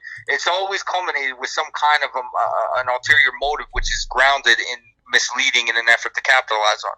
And that's what frustrates me. The question doesn't frustrate me. It frustrates me when it starts to flare back up, and I get the questions because it's like shit. It's you just. I guess we just haven't gotten it out enough yet, or to the degree that it exists. So it's definitely not the question, though. I mean, look, we encourage the questions. That's why we have question and answers. So there are no stupid questions. And his whole deal with Antonio is that in regards to getting access to business credit, that's all I have. I appreciate you, brother. So eventually, he's trying to get. I believe in regards to getting access to business credit, yeah, you need to have a clean credit file. Eventually, if you just got business credit, you're gonna have to personally guarantee. Is that correct, Jay? Well, first of all, right now, most of the big, look, we talked about before, Chase came out in April and said they're not doing any business lending through the end of the year. American Express is cutting back exponentially if they're even lending right now on the business side. So a lot of the banks have cut back crazy. I still see the ads. Yeah, well, I actually had a client just ask me about this earlier. Okay. I said, literally right before the podcast, he said, I was on Facebook and I saw this ad where some guy said, get you $200,000 for your business, and unsecured funding. Is this what we're doing? And I'm like, no, that's not what we're doing. Right now what we're doing is we're cleaning your credit. Then we'll start knocking out goals that are real. That's not real. You can't make a blanket statement on anybody that's looking at that ad, right, and say, I'll get you $200,000. That's nonsense. That's bullshit, right? It's specific to the individual, the business, right, the individual's credit, the depth of the credit, what the lending facilities are at that particular time, because a lot of business lenders have cut back exponentially on their exposure. They've tweaked their algorithms even on the cards, right? So you're not getting a lot of approvals. You're not getting the size of the approvals for what are very obvious reasons, right? Because there's a lot of risk out there right now. So they're not going to pepper the streets with money like the SBA. They're letting the SBA do that because the government's that backstop, right? They're not going to go out and pepper the streets right now when they don't know what's going to happen after the stimulus money starts to dry up. So no, it's just not. I said no because it's like, we'll see what after we're done cleaning the credit. We'll see what's realistic at that time relative to your specific situation. That's the idea behind setting realistic goals and then achieving them once the credit's right, right? There's not misleading people and trying to, and give them a real legitimate financial advisor perspective rather than a real legitimate advertisement that one shoe fits all, because it doesn't. Not ever. Not in finance, at least. That's why we're more of a positioning company. So we'll position you to do what you want to do with your credit. We don't just send out letters. If you want to do that, we have a $99 do-it-yourself credit repair system, and you could, do it yourself. Follow the steps, you get your results. But it's a process. Whether you do it with our system or whether we do it, it's going to be a process. The only difference is that we're going to be like hawks on top of your credit, see what's going on. If we need you to update your 3 bureaus, we're going to be on top of you to update your 3 bureaus because we don't like to waste time. In all fairness, the $99 system is a small portion of our broader system. So it's not the same thing. At the same time, anybody that wants to do it themselves is certainly encouraged to. It's a good system to use. It's also a way that you can get results and pay $99 for it, right? Correct. You get endless support for that product and still get very good results. We get positive feedback every day on the system, so it's definitely a good way to do it. But like you said,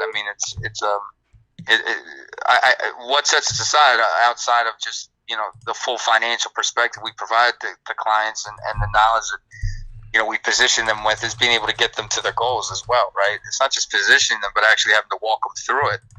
As far as we had another client, one of the clients that we've had, he just got approved for a mortgage on Saturday. Who is this? Two other mortgage companies, right? Two other mortgage companies couldn't approve. We got him approved Saturday with our lender. It just doesn't. I don't understand when that happens. I don't know how that happens, but it happened on Saturday. So obviously mortgages are a big deal for people, and people are buying. People are trying to buy, which is great.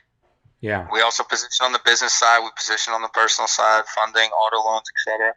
And we don't typically charge for that stuff. So this is included in the service now. So I mean, this is just an extension of us trying to get you to your goals and sincerity and the transparency surrounding it. So. It's not something we're charging you additional and to set you up with an auto lender and get you approved at 2.5% or get you set up with a mortgage at a prime rate or help you start raising money on the funding side, etc. So it's just a part of our broader process. Correct. So we were talking about the virus, the numbers and all that stuff. Then Curtis Davis says the internet has democratized information. Some people are taking advantage. Oh my gosh! Yeah, I mean, I feel like every day it gets worse. Yeah, it just gets worse, and I feel like people are getting turned. Like here's why it's getting worse: is because people can't watch TV anymore because it talks about the virus, right? Everywhere you turn, it's talking about the virus. There's no sports that are on. You can't watch sports. There's no good TV shows, right? You can have every cable channel. How many Netflix series are you gonna watch, Jay? What's that? How many Netflix series are you gonna watch? I've exhausted them all. I've watched every documentary I think that Netflix has. I'm going to start doubling them up at this point, and it's ridiculous. And so what do people do? They go on Facebook, right? And I think Facebook is worse than television, right? As far as it just takes you to a deeper level of mental ambiguity because they add all kinds of conspiracy theories in there. And I watch The Floor is Lava. Have you seen that show? It's it's like it's like what is it like? It's like the Beastmaster, but it's like funny where you fall inside the water. It's hilarious. But that's it. I'm done with it. It's like, what's next? Like, I might as well come and edit a video because sometimes it's all work. No, because you can't. But this is why you've seen it get worse on Facebook now, right? Yeah. Because and Instagram and stuff because people can't watch TV anymore. It's all they talk about all day, every channel. Unless it's like the finance, CNBC doesn't really talk about it a whole lot, but it's incorporated into the market, so you get your dose of it. So it's like everything else, it's all they talk about. And so it's like I understand why people migrate over there. Yeah. But it's worse over there. It's just we're just in a really, really, really unusual state as a society right now. So I have John Montano, who we were talking about, like money during coronavirus and all that stuff, and he said, I have a friend in Colombia. He went to the ATM and there was no money. Also, other people, the same in California. We're running out of change. Is Monday going to be running out? I mean, a lot of people talk. Yeah, there was an issue with the change thing that actually happened 2 months ago, and there was a problem with the Fed getting change to the banks, which is insane to me. It doesn't make any sense. I mean, it was such a problem that he had to address it at one of his meetings that he did. Jay Powell, he had to address the fact that banks weren't getting the necessary change that they were requesting in order to operate, which is crazy. I mean, this is what I'm saying. Like, it goes back to what I was talking about earlier. Like, how you just have these things that are just so unusual, right? Well, there is talk about people saying the digital dollar. I mean, we have debit card now, so we don't really need money.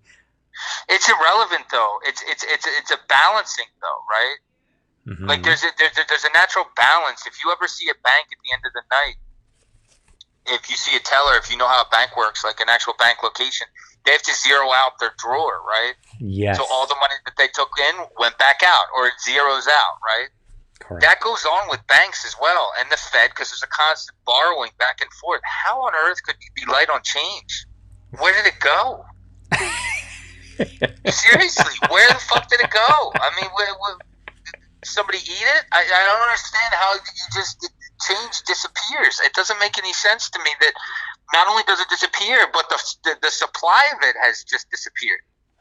To the point where they can't, they're having trouble dispersing it properly. It's puzzling, man. It's all what I think happens. You understand how this stuff works? Like how like a lot of this stuff works from point A to point Z. It gets you I have a very firm grasp on it. It gets very, very, very, very, very, very confusing when you see some of these things happen because it just doesn't make any sense. Just like the overnight repo being short $81 billion. Doesn't make any sense. It I should never think. happen. You should never be short change. Oof. You know, like you're talking about like you said, we're in a society where you don't even use change. It's crazy, man. It's crazy. It doesn't. It's nonsense. As far as the ATM not having money, though, most ATMs are independently owned. Yes, So that's a matter that's of true. the individual, like not putting cash in it, Correct. unless it's a bank-sponsored ATM. At which time it's the bank saying, "I'm not putting any money in there." That's very true. And they each have different fee structures of how much they charge you. Don't you ever go to a go-go bar trying to get money. They're gonna jack you for $10 just to take your money out. Okay. Yeah, that's the cost. That's the cost of doing business. But Jay, maybe with the money not being in the ATM, maybe the ATM bleached the money and so that it could go and get garden. Maybe, but maybe honestly, in all fairness, he said Columbia, so I don't know about Columbia. But I mean, I know Correct. here, at least in Philly, I know for a fact because one day I think I talked about something. I had to walk over the city just to get to an ATM Ooh, that had yeah. money and it was working. So I mean, I know some of the areas and cities got hit with riots. They were emptying out their ATMs because they were getting hit. They were blowing them up. They were doing all kinds of things to get the money out of them. So they were emptying them out at a certain point in time in this process in an effort to mitigate risk. The independent owners, I think, just weren't refilling them, you know, for obvious reasons because, you know, you lose that money. There's no insurance on that. Oh yeah, right? that's true. Well, you know, where John is from in Philadelphia, they they were taking ATMs, and can you believe it? Well, I don't They were want. blowing them up. They were blowing them up. That one guy killed themselves because they were blowing them up. He killed Wait, himself. what do you mean? I didn't even, when I left. Oh, you didn't hear that? Yeah, there was a guy that that he killed Yeah, himself. he was teaching everybody how to blow up the ATMs. Is that the one you're talking about? Yes. Yeah, when I left Philly, he got caught. So you're saying something happened after that? Well, I heard that he someone got whatchamacallit. They they blew themselves up. Like Oh, wow. it's crazy. I don't know. Yeah, I mean, well, that's I mean, obviously you're talking about. So Freddie, who's our customer, his mom started, and I think he started, right? Freddie Anguiano.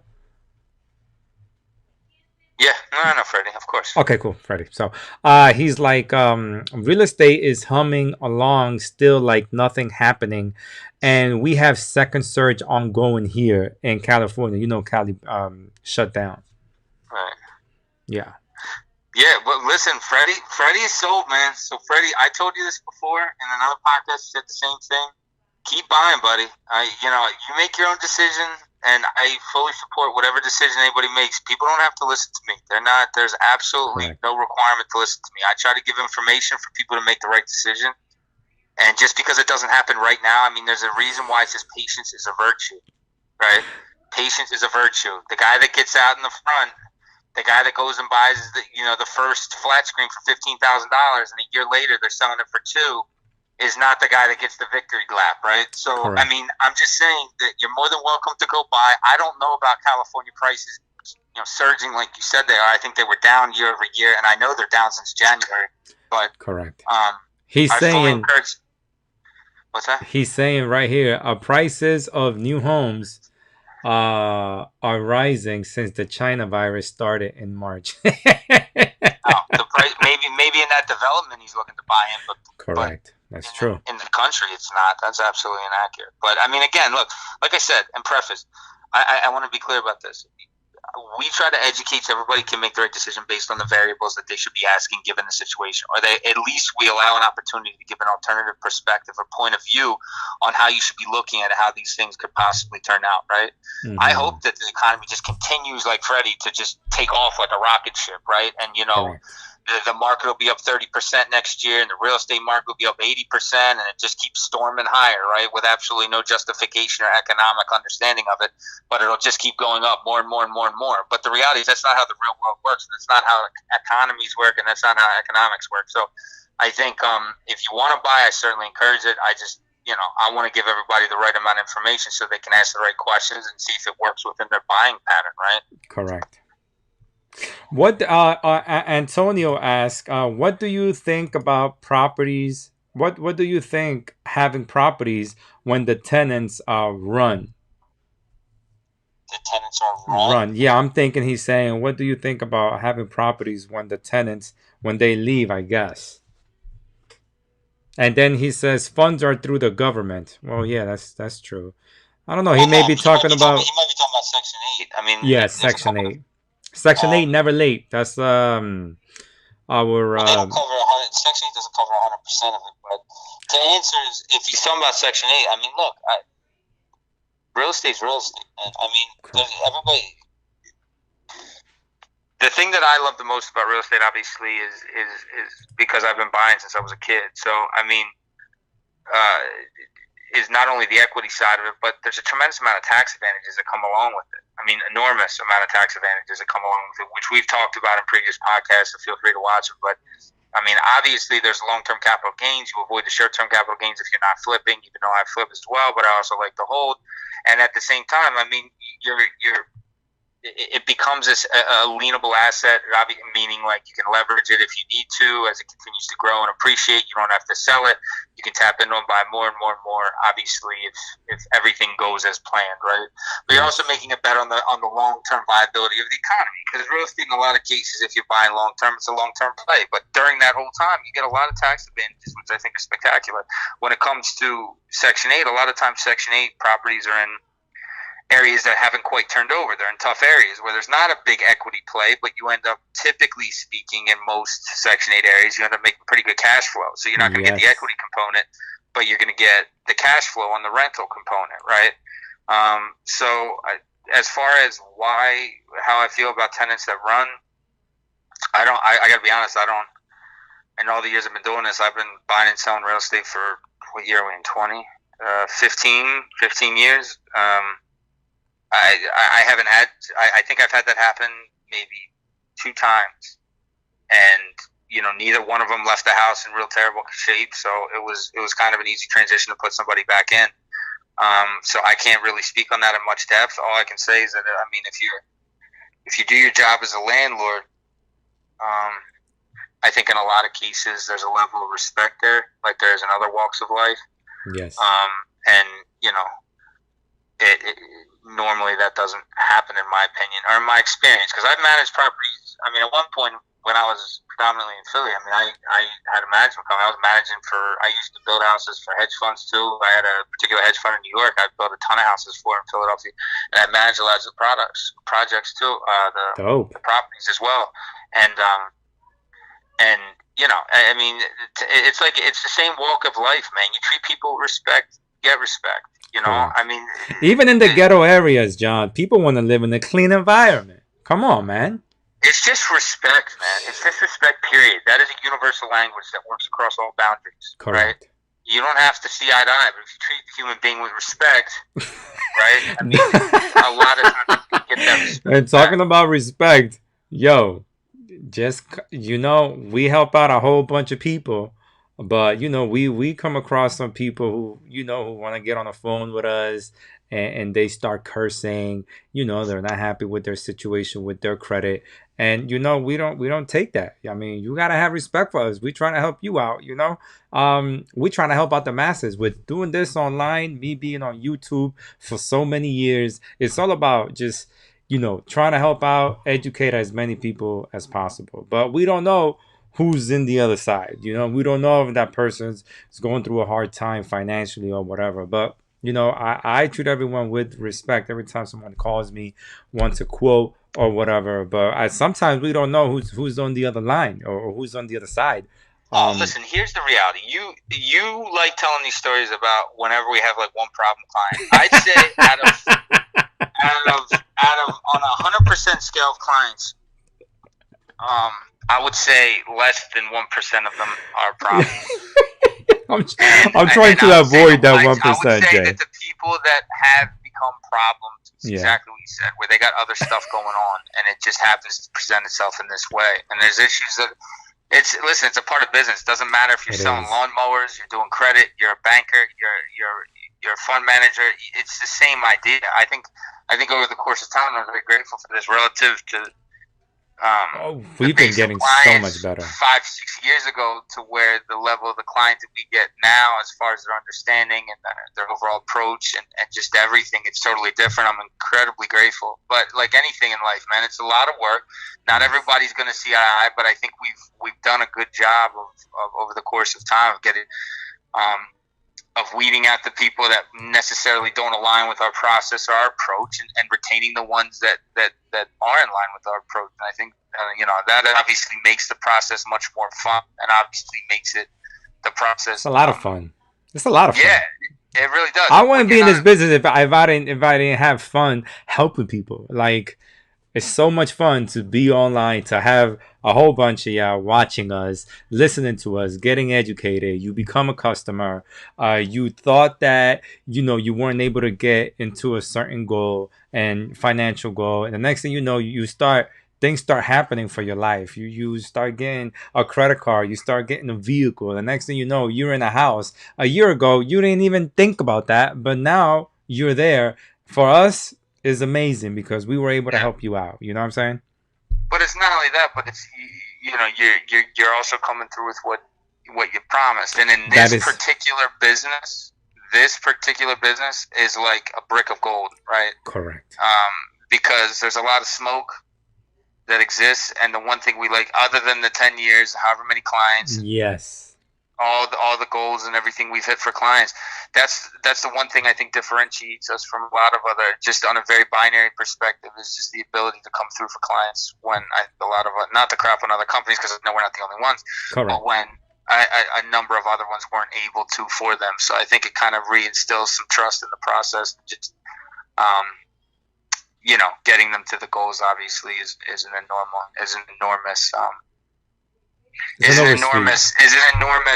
what's the word I'm looking for? Gratification. Correct. It turns me on when I come through for you. Okay. Probably taking it a little too far, but that's a couple. So we got Siobhan Andrews, who asks, I understand I'll have to PG when applying for business credit. Should I add high years authorized users and delete inquiries off my personal credit to get higher limits on business credit? The AUs may help to give you some age. I don't know how the rest of the report looks. It's tough giving you an assessment without looking at the actual report. But I mean, if you're lacking in age, and obviously they can give you some age. Correct. Along with that, it really depends on where the inquiries sit. If you're under a sustainable amount, you don't need to have zero inquiries in order for inquiries to not play into it. You just can't have an excessive amount of inquiries. It's understood you're going to be applying for credit, right? It's the only way you get credit is by applying for credit. The only way you grow your report is by borrowing and paying back, right? So the understanding that you can't have any inquiries on there or else it's going to torch your score is a misunderstanding. And I'm not saying that she's suggesting that. We would need to see the report to really see how thick the report is, to see if you even need AUs. Correct. Or what the rest of the report is comprised of, and just how many inquiries there are. I mean, I'll tell you this off the top of my head. If you don't exceed like 6, 7, 8 on each bureau, there's no sense in touching them. I mean, if you're south of 10, you're fine. I mean, there's no real need to go in and knock them out because you're not getting looked at in that capacity. You're not running into problems. I think everything else the same. I think the bigger problem you're going to run into right now, just generally speaking, is just how banks are lending right now, and just the details around it. Obviously, they're still lending money, but when you, especially on the personal side, but on the business side, you're running into a lot of contraction for reasons I already explained. So just be aware of that. I mean, I'm not saying they're not lending money. There's just a lot of banks that are contracting right now just because of the level of uncertainty. And a lot of the people that come through Facebook and that come through to Gizzy asking questions about business credit are people that don't really have companies. They build a company, right? They have, it's like a shell corp, and they're trying to fund it, and they're, I mean, it's a manufacturing of a business, and they're the ones that are the companies that have legitimate financials and that have legitimate, accounts, and et cetera, are probably the ones that are still not having that time borrowing on the unsecured side, right? But the ones that are coming in with a manufactured file that's kind of getting made out of scratch, hasn't really generated any real revenue, noticeable. they're going to be the ones that have the hardest time for obvious reasons, right? Because it's going to be more of a discerning environment on the business side. Okay. Okay, so we have our current customer right now. His name is Armando. What's up, Armando? He asks, "Hi Gizzy, I am in the process of fixing my credit with you guys. We went to the first round of disputes, and it looks like all the companies responded to the dispute. Is that common?" And then Glenn Byage said, "Yes, it's very common." Go ahead. Yeah, I don't know which one. We got a couple Armandos. So Armando Gomez.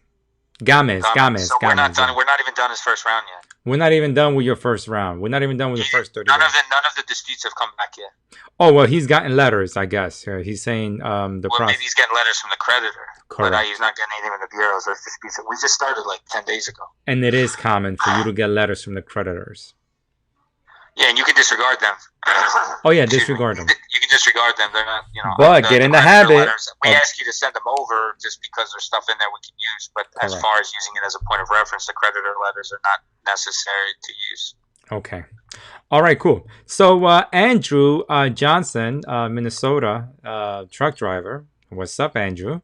Hope all is well.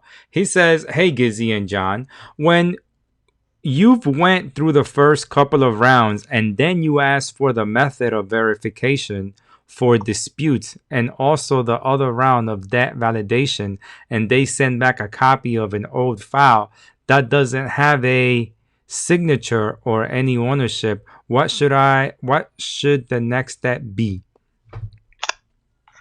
Well,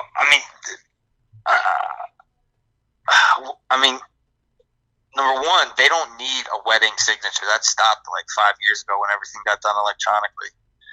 So weddings, if that's still percolating around Facebook, that stopped like 5 years ago, and that's not necessary since most people's applications are done online, right? Yes. Very few applications of credit now require like a signature. It's typically a mortgage and an auto loan. All other loans you can do electronically. Even personal loans nowadays they let you do through DocuSign. So I would use that as a harbinger of as far as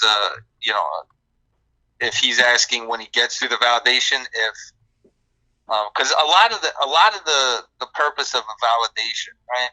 When you get a new collection, any kind of collection, and it's a servicing company that's taking it or a purchaser, that's the right thing. Like, you'll get a letter, they have to send you a notice of collection, at which time what happens is you have 30 days to dispute the validity. Most people just ignore it and throw it out. But the thing is, that's when you should be, that's what the validation is primed for at that point. Because if you go back to what I was saying earlier about how that buyers buy and sell debts, is that they literally send the Excel spreadsheet with a zip drive for all the accounts so they can start calling these people since they paid for it, right? Correct. But they don't get the actual file on those debts for typically, it depends on the size and the tranche that was bought, but it can take a good month and a half, 2 months for all that to come over, right? Correct. So if you send that validation, the validation is proper in that period of time, they're not going to have what they need. They're going to have to send it back, or they're going to have to shelve it. So that's why that's a really opportune time to be sending out validations. But in regards to the situation, the other thing validations can do is it can reset what the bureaus have on file for that particular account, which can also help jostle the account loose if you're disputing it the proper way. So assuming he was disputing in a certain way prior to that, my suggestion would be to go back to that and mix it up after the validation, because more than likely it did exactly what I just said. And if you go back in and you do it afterward, you're gonna have some you should have some clear sailing. Okay, so we got Curtis Davis, who invests in the stock market, and he says NASDAQ back up this week, he says. So Curtis, John, have you heard of Twilio stock? Yeah, yes. For sure. Yeah, it's been running for a while. Twilio, it's a little high for me.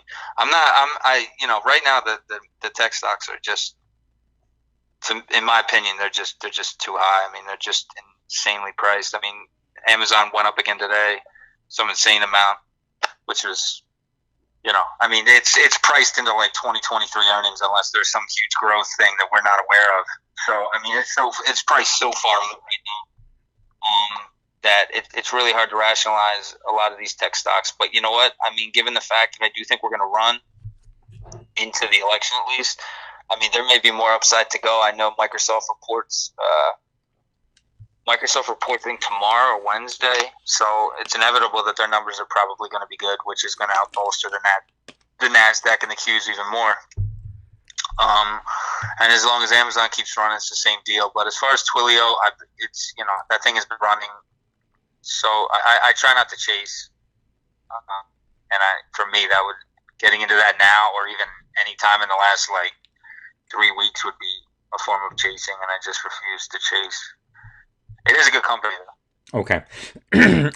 He also says, how come people do not have real expectations on Facebook business credit? There's levels of business. Yeah. Well, does he mean there's levels of business as far as in real life, or levels of business as far as Facebook on being able to get money? You know what I mean? That on being able to get money. There's levels of businesses,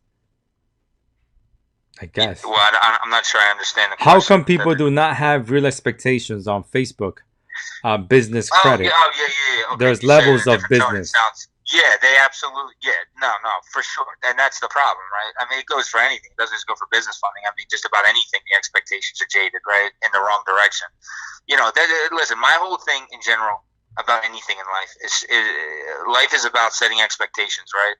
It really is. It's what it's all about. Is setting the other person's expectation, and if you're able to come close, you're beloved, right? But if you're somebody that consistently overpromises and underdelivers, which Facebook is notorious for in any walk of Facebook, yes, you get just venom, which everybody fires at it because it's exactly what it is. I mean, it's eventually going to get regulated, but it'll get regulated too late, right? I know. More recently, they were trying to pass legislation where anybody that signs up for Facebook has to use their real name, and they go through a verification process. I think that's the latest thing on now, so that people can't hide behind profiles and stuff. Yes. To avert fake news. There you go.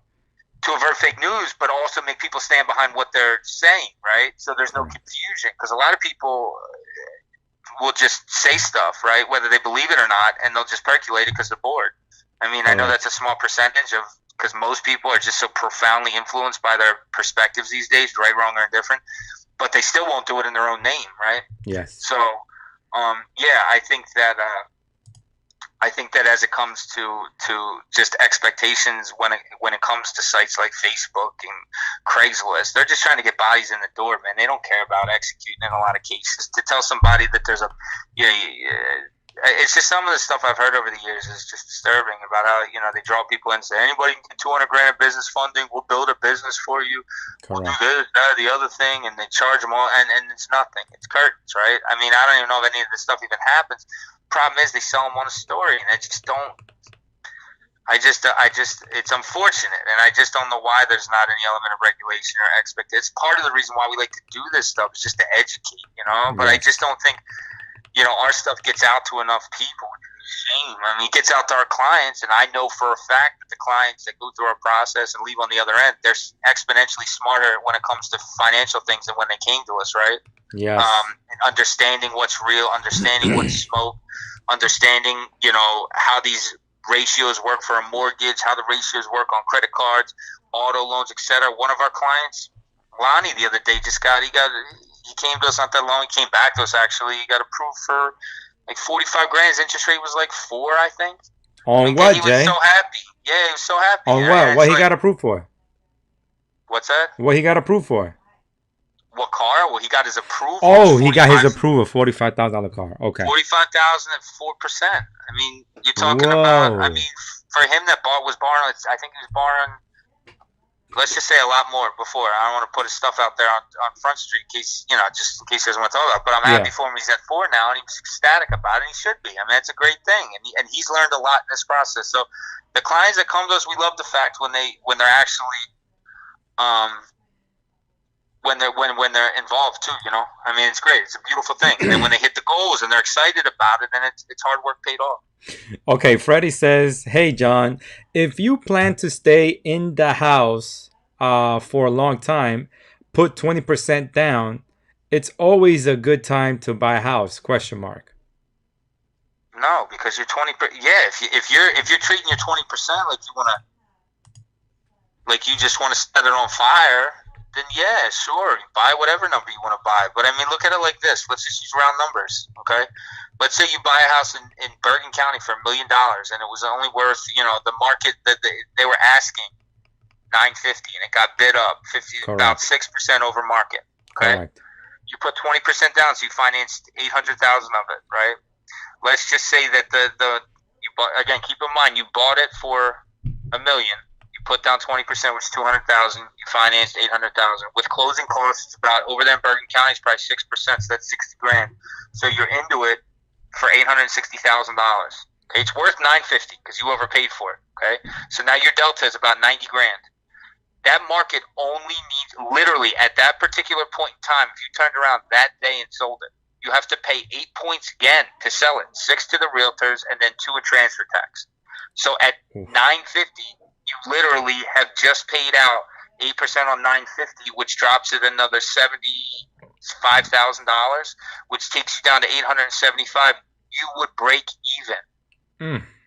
Your 20% would be gone, and that would be literally if you bought it and then sold it for the same amount that you bought it for. Wow. So just do the math there, because you overpay. It's not. There's not enough knowledge, and I'm sorry to say this, it's a fact. A very small percentage of overall real estate agents are good at what they do, okay? It's just a sad truth. It's like any line of work. But the reality is there should be a lot more emphasis put on the numerical portion of it and just how important it is to buy any house at the right number. Correct. Throwing caution to the wind and shutting your eyes and buying anything when it comes to property is insane. Yeah. I mean, it really is. And just treating it like, yeah, you put 20% back. Yeah, man, if you want to mail 20%, you want to put it out in the boat, set it on fire, and never see it again, then just blindly buy and put 20% down. But, I mean, you always got a budget for a worst-case scenario. Worst-case scenario, let's say you buy it in a year, you got to sell the house. You got to move. Your job relocates, right? And in that example I just gave, let's just say it's not worth $950. Now, keep in mind, I didn't even factor in that example if the market pulls back 5 or 6%. Because if it did, in that example, not only would you lose your $200,000, but you would have also lost more money that wouldn't have covered the mortgage. Because let's just use that same example I gave. You're into it for $860. You bought it for $950. Let's say the market moves 6%, right? It's now worth $900,000. You're into it for $860. Okay, with closing costs, $860.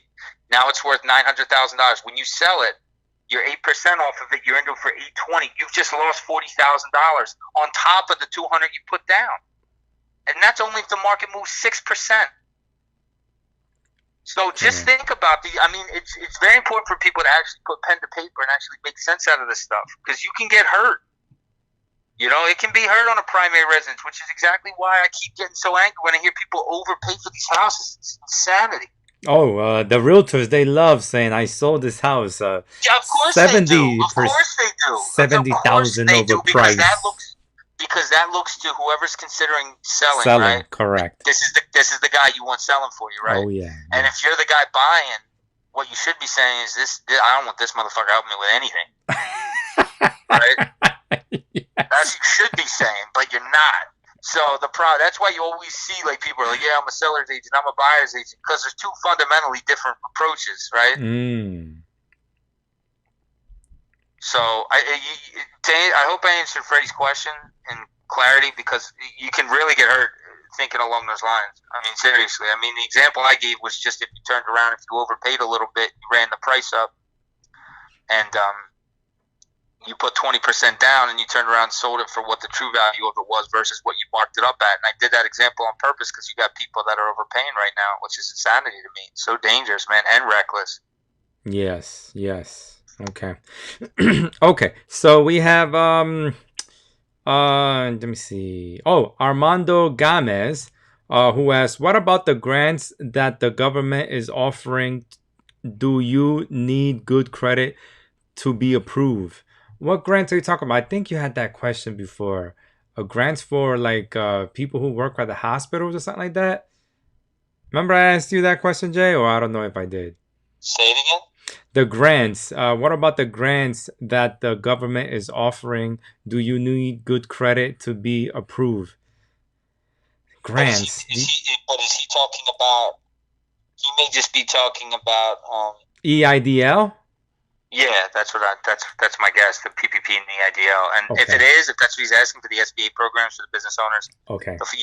you need at least a 575. So that's and they pull experience, so you need at least that much in order to be able to qualify from a personal credit perspective. And they pull experience. Okay, great. Then John Montano says, you are right about Facebook. It's crazy to hear kinds of stuff. To take this, that doctor talking about this cure, the virus. Oh my gosh. Correct. Yeah, it's insane. It'll drive you crazy. It's just, I mean, honestly, I haven't ever been somebody who likes to read ever, unless it's like isolated, specified reading. You know, if I'm reading on this, or I'm reading on that topic, or whatever. You know what I mean? Especially finance related stuff. I mean, I told my wife the other day, I'm like, I'm just gonna start reading. I don't know what the fuck I'm gonna read. I'm gonna read something though. I'm gonna read my hand if I have to. I can't watch this stuff anymore. I'm not on Facebook on purpose. So I Yeah, I'm the only access to social media that John has. Yeah, but that's on purpose. Yeah, so that's on purpose. I mean, I purposely do that just because I haven't ever had any interest in it. I haven't ever seen it going back as a positive, even going way back. It wasn't ever something I viewed positive, and it's playing out exactly how I don't think anybody could have anticipated it got like this. But I mean, it's just gotten to the point where it's. I mean, I'm not even on it, and I'm hearing on a regular basis the craziness that goes on there, right? So John, the best thing for you is not to be on it, and plus, you're more productive now that you're not. No. I'm not. Listen, I'm not wavering after 10 years. But don't worry about it. This is, I'm on Facebook and Instagram every day. So no. I have. Listen, there's this decision that was sealed 10 years ago. I got no interest. Trust me, I'm not. There's absolutely zero interest in doing it. I just, to answer his question though, it is crazy, man. It's crazy, and I don't see it fixing. Let's put it that way. I think it's only going to heat up going into the election too.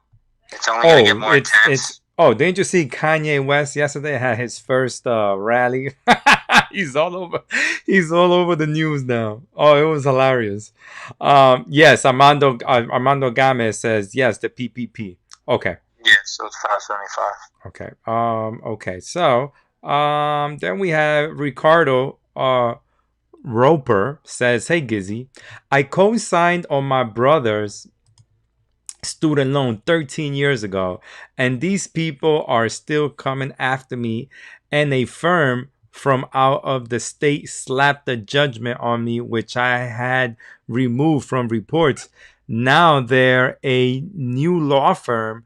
What can I do to get rid of them so they won't garnish me or anything else?" Well, we had a podcast on that. You can't do anything. That's the one thing we tell clients all the time. You can't get out from underneath school loans. They'll follow you around for 25 years. They'll tell you, they got that. If they got a judgment, they typically don't need judgments, by the way. They typically can garnish you anyway because you're effectively borrowing from the United States government.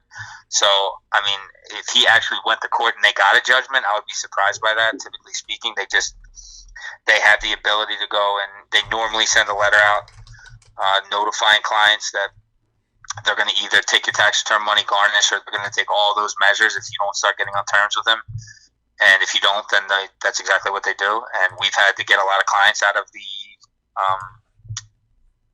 garnishment. It's a process. It's not easy, and it's very painful for the client, because what they end up making you do is they end up making you. They take a big chunk of your money, and even in that, you have to make, in a quick scenario, they make you pay it for. I think the quickest we got was 4 months, and that was. You can make 2 payments in the first month, and that's 2 additional payments, by the way, over and above what they're taking out of your check, each check you get. And then the second month is another payment. The third month, and then the fourth month, you make 5 payments. After that, then they'll release the garnishment, and then you go. But by that time, I mean, they've basically chokeholded you. So my suggestion to you would be, if you haven't been garnished yet and you are a wage employee where they have the ability to garnish you, I would call them and get on one of their income sensitive or one of their modification programs, because you're not going to get away from it. You're not going to get away with it. There's few things I can say with more clarity than the fact that if they've been chasing you around this long, they're not going to stop. So rather than, given the fact I don't know what your income's like, I don't know anything about your situation, but I can tell you They make some of the most sweetheart deals you could possibly imagine in the school loan world now, in an effort just to get people producing. So we have clients that are $10 they pay a month. So I'm sorry to hear he's co-signed for his brother, and that his brother doesn't seem to be the one having to have this conversation. But if it isn't, that's not the case. He should definitely call them and start getting on terms. I don't even know how much it is, but if it's a lot of money and he doesn't have the ability to settle it with them, which I'm sure they would probably do, then I would call them and start getting on terms. Otherwise, it's going to continue to follow you around, and not in a good way. Correct. Student loan. I think we have a podcast on that. It's right over here. We have one on the garnishment too. We talk specifically about. Yes. You see right down here. It says how to remove student loan. Right there. And we talk about the garnishment. We talk about the whole garnishment scenario too, and a particular instance with one of our clients that was recently when that came out that we had just helped. So it goes into a lot of depth. Right here is the podcast. Okay, so yeah, this is the podcast. A lot of people have seen the podcast, and if you want more information on it, I say, guys, look, we've been doing this for a long time already. I mean, not only have I been putting both, credit repair results videos, but all these Rona breakdown, all these credit has been John. John has been educating us since Christmas, the day after Christmas, December 26th, right, Jay? What, since we did the first podcast? Yeah, since we did the first podcast. You did it with our client? Yeah, I think it was the week of Christmas, yeah. Yeah. So you guys get a lot more education. All right. And then we have the law firm. Yeah, but Ricardo, make sure you check out. But John's right about them giving you sweetheart deals. Yeah, flat screen $15,000 in 2008, now $100. That's Curtis Davis. Okay, so then Brett Munden said, how long does it take to remove a Chapter 7 bankruptcy off your credit report? I mean, is he asking how long it takes to age off, or how long does it take?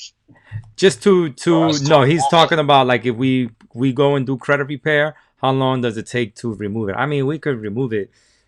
Yeah, but hold on. This is the problem, and this is where the expectation from what I was saying earlier comes into play, right? Is it okay? Like, the fact that there's people out there pushing service and saying that there's a specific amount of time that you can quote somebody walking in. If somebody says that to you, they're not being honest. There's just no way. I mean, I'm telling this is somebody that's helped over 10,400 people in 10 years. I've done this successfully that amount of time, right? I mean, there's no way to literally walk into somebody's file and give them exact time. I mean, we have new clients. Anybody that's on this podcast is a client of ours.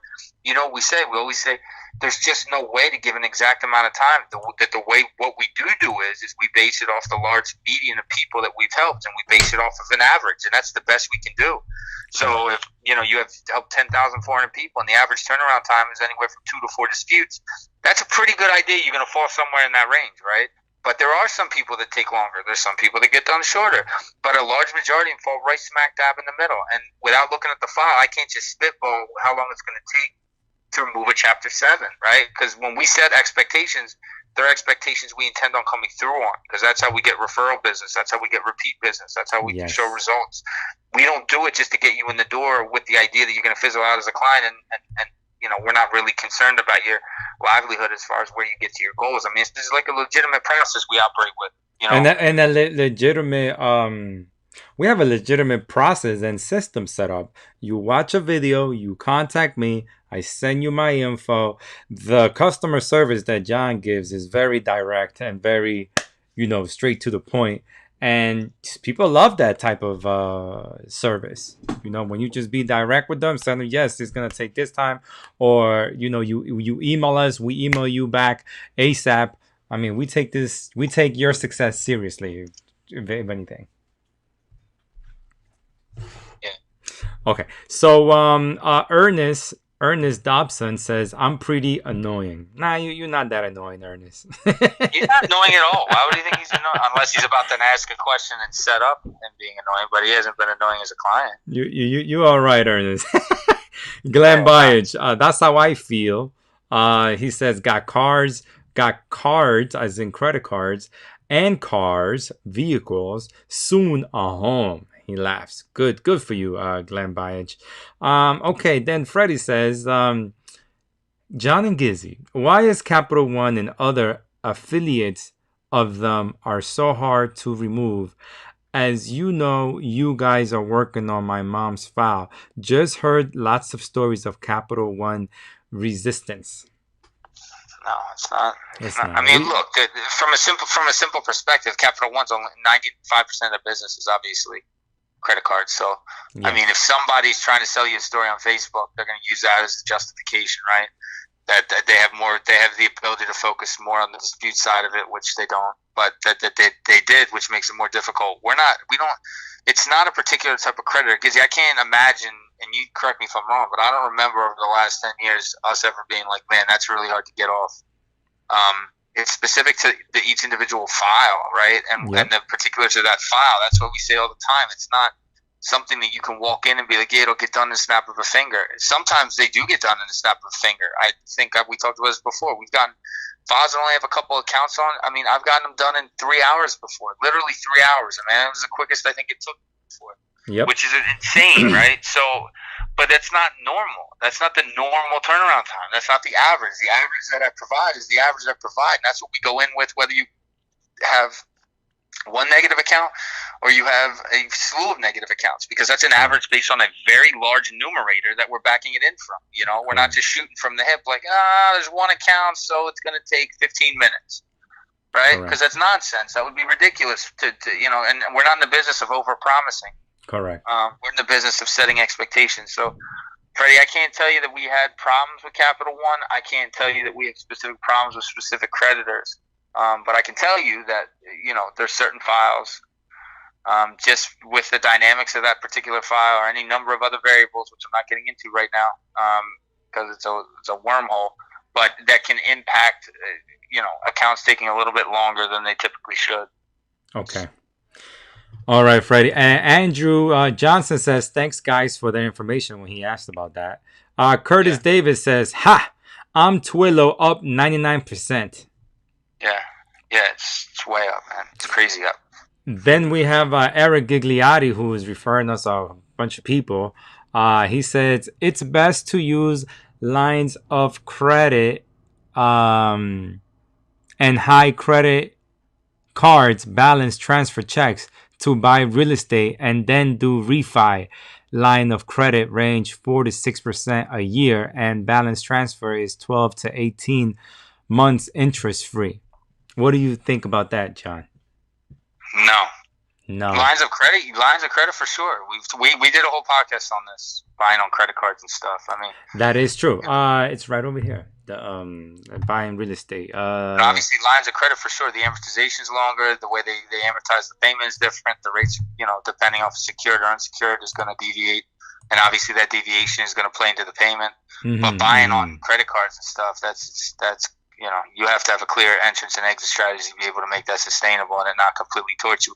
Even when you're doing balance transfers, though, they're hitting you for 3.5% on your balance transfer. So you're transferring $50,000. That's 15. That's what you're talking about. That's an extra $2,000 that you're paying. That's coming out of the profit side if you're playing on the real estate. Right there, where it says how to do the numbers. How to do the numbers correctly. That real estate podcast. John. I mean, we talked about it a couple of times. One of the earlier ones where we went through mortgages, we went into a lot of depth on it. We talked about it with the one with Carmelo. We got into it there. Yes. I mean, we've talked about it a number of times because it's another thing that it floats around a lot. So. But Eric keeps doing it. He says, I own a few properties, never applying for a mortgage using that system. That sounds great. But, I mean, I don't know the specifics behind the borrowing costs surrounding him. I don't know anything about it other than he said he's buying on lines of credit at 4%. In order to get a 4% line of credit, it has to be secured with collateral. There's no unsecured credit cards that are floating 4%. I mean, literally, a mortgage is 3%. So to think that an unsecured credit card is at 4% is insanity and not true. So, I mean, it would have to be a secured line to be able to do it. And if it was a secured line at 4% that he's borrowing on, then yeah, that makes a lot of sense because it would be run out and amortized over 30 years, right? And that's a dream scenario. Rolling that kind of an amortization into a 0% balance transfer where you're paying 3.5% to transfer it over, I wouldn't really understand that. But if he's got a fluid system that works for him, by all means. It seems like money's slipping through the cracks, though, in that scenario, like a good amount. I mean, just on the 3%, I mean, if you're targeting 20% on a return on an investment deal and you're giving 3.5% away to a balance transfer, you just lost on a $100,000 property, you lost $3,500, or you just cut your return from 20 down to 16.5 just based on that balance transfer fee. So, I like I said, if it works for him, more power to him. I probably need to see all the specifics in order to really make sense out of it, because I don't know how I'm thinking he's got it. If he says he's borrowing at 4% on the unsecured side, I mean, I don't know where that's coming from. Okay. So Ricardo Rupert said, "Sorry, Gizzy, it's a private student loan. So even private student loans, you can still do that. You can still set up a payment plan, right, Jay?" Well, it depends. If it's Sally Mae. Yeah, look, in any instance, you can set up a payment plan. If it's a private student loan, it's a little different than the public one. So, if it's Sally Mae, they're most difficult in my experience. But at the same time, yeah, in any of them, that's all they want to do is get you on a payment plan. Okay, that's it. Okay. They know the chances of them being able to get you to pay it all at once are small if it's a larger amount. So they just want to get you performing. And if it's with a collection company now who's out shaking you down, the idea is that you make like a certain amount of payments with them, and then they send you back to the original student loan company after rehabilitation period, they call it. Okay, we got Anibal Colon, who asks, off topic, what can be done to help with father-son credit mix-up again? Sorry, off topic. You know how you have, mixed files? Like, I'm a junior and we have the same name? Yeah, we talked. Yeah, no, I know. I think we talked about this Honorable before. So the way to do it is to just have a differentiator, right? So in his case, what we're going to do about it, once we're all said and done, we're going to add a middle initial, which we typically don't do. We're going to add a middle initial because it should deviate from his dad's at that point, I think. If it doesn't deviate, then we're going to have to put his whole middle name in there in an effort. And that middle, that full middle name, I don't think he's a junior. So I think it was just the first and last name that were the same. And if so, you just need to add a denominator to the name, which will help to provide individuality outside of his dad. Now, the alternative to that, there really shouldn't be an alternative to that, because honestly, there's like 4 or 5 bullet points that attach an account to the report. And when it comes, if a lot of them don't match, then if any of them don't match, it's going to impede the ability for the account to report. So when you have that kind of a specificity relating to the first and last name, and you add a middle initial, you add a middle name if we need to, that would allow the opportunity to give some differentiation. Okay. All right, Aniba. Okay, and then Freddie says, I hope for the average sweet spot 3 to 5 rounds. Thanks, John. And then Freddie also says, hey, John, who you got on tonight's game? Philadelphia Union versus Orlando City football game, which is soccer game. I know what he's talking about. No, Freddie, I'm not. That's not my sport, man. I'm not. Number one, I go to bed early. It's number two. He's a workaholic. John is number two. Soccer is not my sport, man. Let me tell you something. John is a workaholic. All that guy does is work. I mean, he's a beast. Yeah, I mean, I'm from El Salvador and I live here in Jersey. They got the Red Bull Stadium like 20 minutes from me. I don't, sorry, I don't play soccer. Just because I'm from El Salvador, I should play soccer, but no, I don't even follow it. Anyways, Jay, Aniva says, thank you, fellas, appreciate it. And I think we're done with the question answer session. And anything else you want to end up today to the fake news? Just like you said, we always wrap up. Just if you know anybody that can this information can help assist with, or can you think that a lot of our podcasts could help educate them as well, whether they're a client or not. It's not a prerequisite That's not the entire reason we put this stuff out. If you notice, we talk very little about the service. We talk a lot more about some of these broader topics in an effort to try and educate people. So you don't need to be a client to listen. You don't need to want to be a client to listen. If it can help and it can educate you, give you a better understanding and making the right financial decision for yourself, or going forward, preventing yourself from making a bad financial decision. Obviously, that's a large part of this, us doing these. And if you know anybody that can be assisted with them, please, obviously like it, and then, share it with them, please. We love the more exposure we can get with this stuff as far as the education we're trying to get out there. I think the more we can accomplish as far as that's concerned. And just with so much misinformation out there, I think the right information, most people can because I try to walk this stuff through, right, from A to Z. I don't just throw random ideas out there without kind of walking it back or explaining the frame of thought. Yes. So hopefully with that allows people to really kind of rationalize the things that are being said, whether you have a functional knowledge or a deep level of understanding or not. So that's why we're on for 2 hours and 28 minutes right now, because we want to, go into it easy and really explain it. Because, the level of education, for some people, this just goes right over their heads. Yeah, well, that's why I try to go into a lot of depth with it, right? Because, the more information you can take out, the more stuff you can extract from all these podcasts and a lot of the broad topics we cover. And a lot of because a lot of them are pillars of finance, right? Yes. And understanding things. And when you put all the pieces together, the things that we talk about, you'll see the puzzle coming together, that puzzle being just a well-rounded understanding of how things work. So if you listen to all of them and you go through all of them, we're going to keep coming out with more that are going to provide a little more caveats that help to bring the broader picture together. But if you listen to them, then you'll realize that, a lot of the stuff that you may not have understood before will maybe start to become a little clearer. Maybe you'll be able to start to pick up on a lot of the nonsense that's out there rather than be on the receiving end of it. You know what I mean? That would be a beautiful thing if that's the case. That's what's up, Jay. Glenn Bias says, thank you, John and Gizzy. And right now, just smash that like button. Please, if you still haven't liked the video, smash the like button. I want to say thank you to John. John, thank you so much. I know you got a couple of emails you're going to get back to. Another 2 hour, 30-minute podcast of education. Thank you so much, Jay. And see you later. All right, dude. Yeah. All right, take care. Okay, mi gente, smash that like button. Tell your friends. We here for you. Anyways, thank you so much for logging on today. Hey, listen. What is inflation? I hope you learned something new. Or if you want to refresh some things, definitely, if you have some friends out there that you want them to kind of have an understanding, we do these podcasts every Monday, 6 to 8, sometimes 8:30, depends on how many questions we get. But definitely appreciate you guys logging on, and thank you for liking and sharing, and listen, subscribing to the YouTube videos as well. Definitely appreciate you. And with that said, who wants the GizzyCredit theme song? Let's do this. Choose. There we go. Desktop. Okay, mi gente. So see you guys later.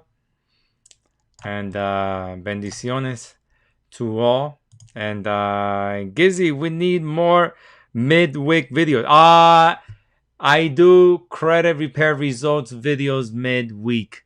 Okay. So just be on the lookout for them. They take time to make because I do commentary on them, but it's videos. But we go live every Monday. Anyways, mi gente, thank you so much.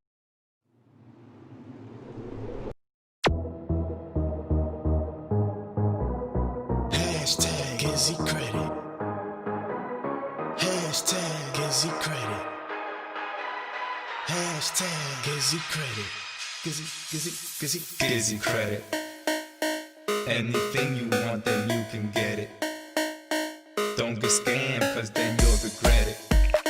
Hollywood No legend. longer gotta look pathetic. GizzyCredit. Anything you want, then you can get it. Don't get scammed, cause then you'll regret it. You no longer gotta look pathetic. GizzyCredit. Anything you want, then you can get it. Don't get scammed, cause then you'll regret it. You no longer gotta look pathetic. Look pathetic. Gizzy, Gizzy, Gizzy.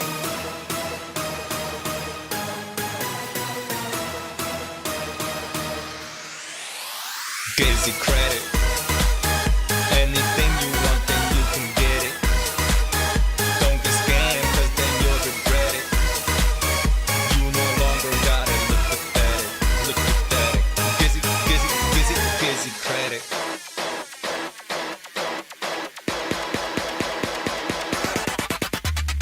Don't get scammed. What you need is just a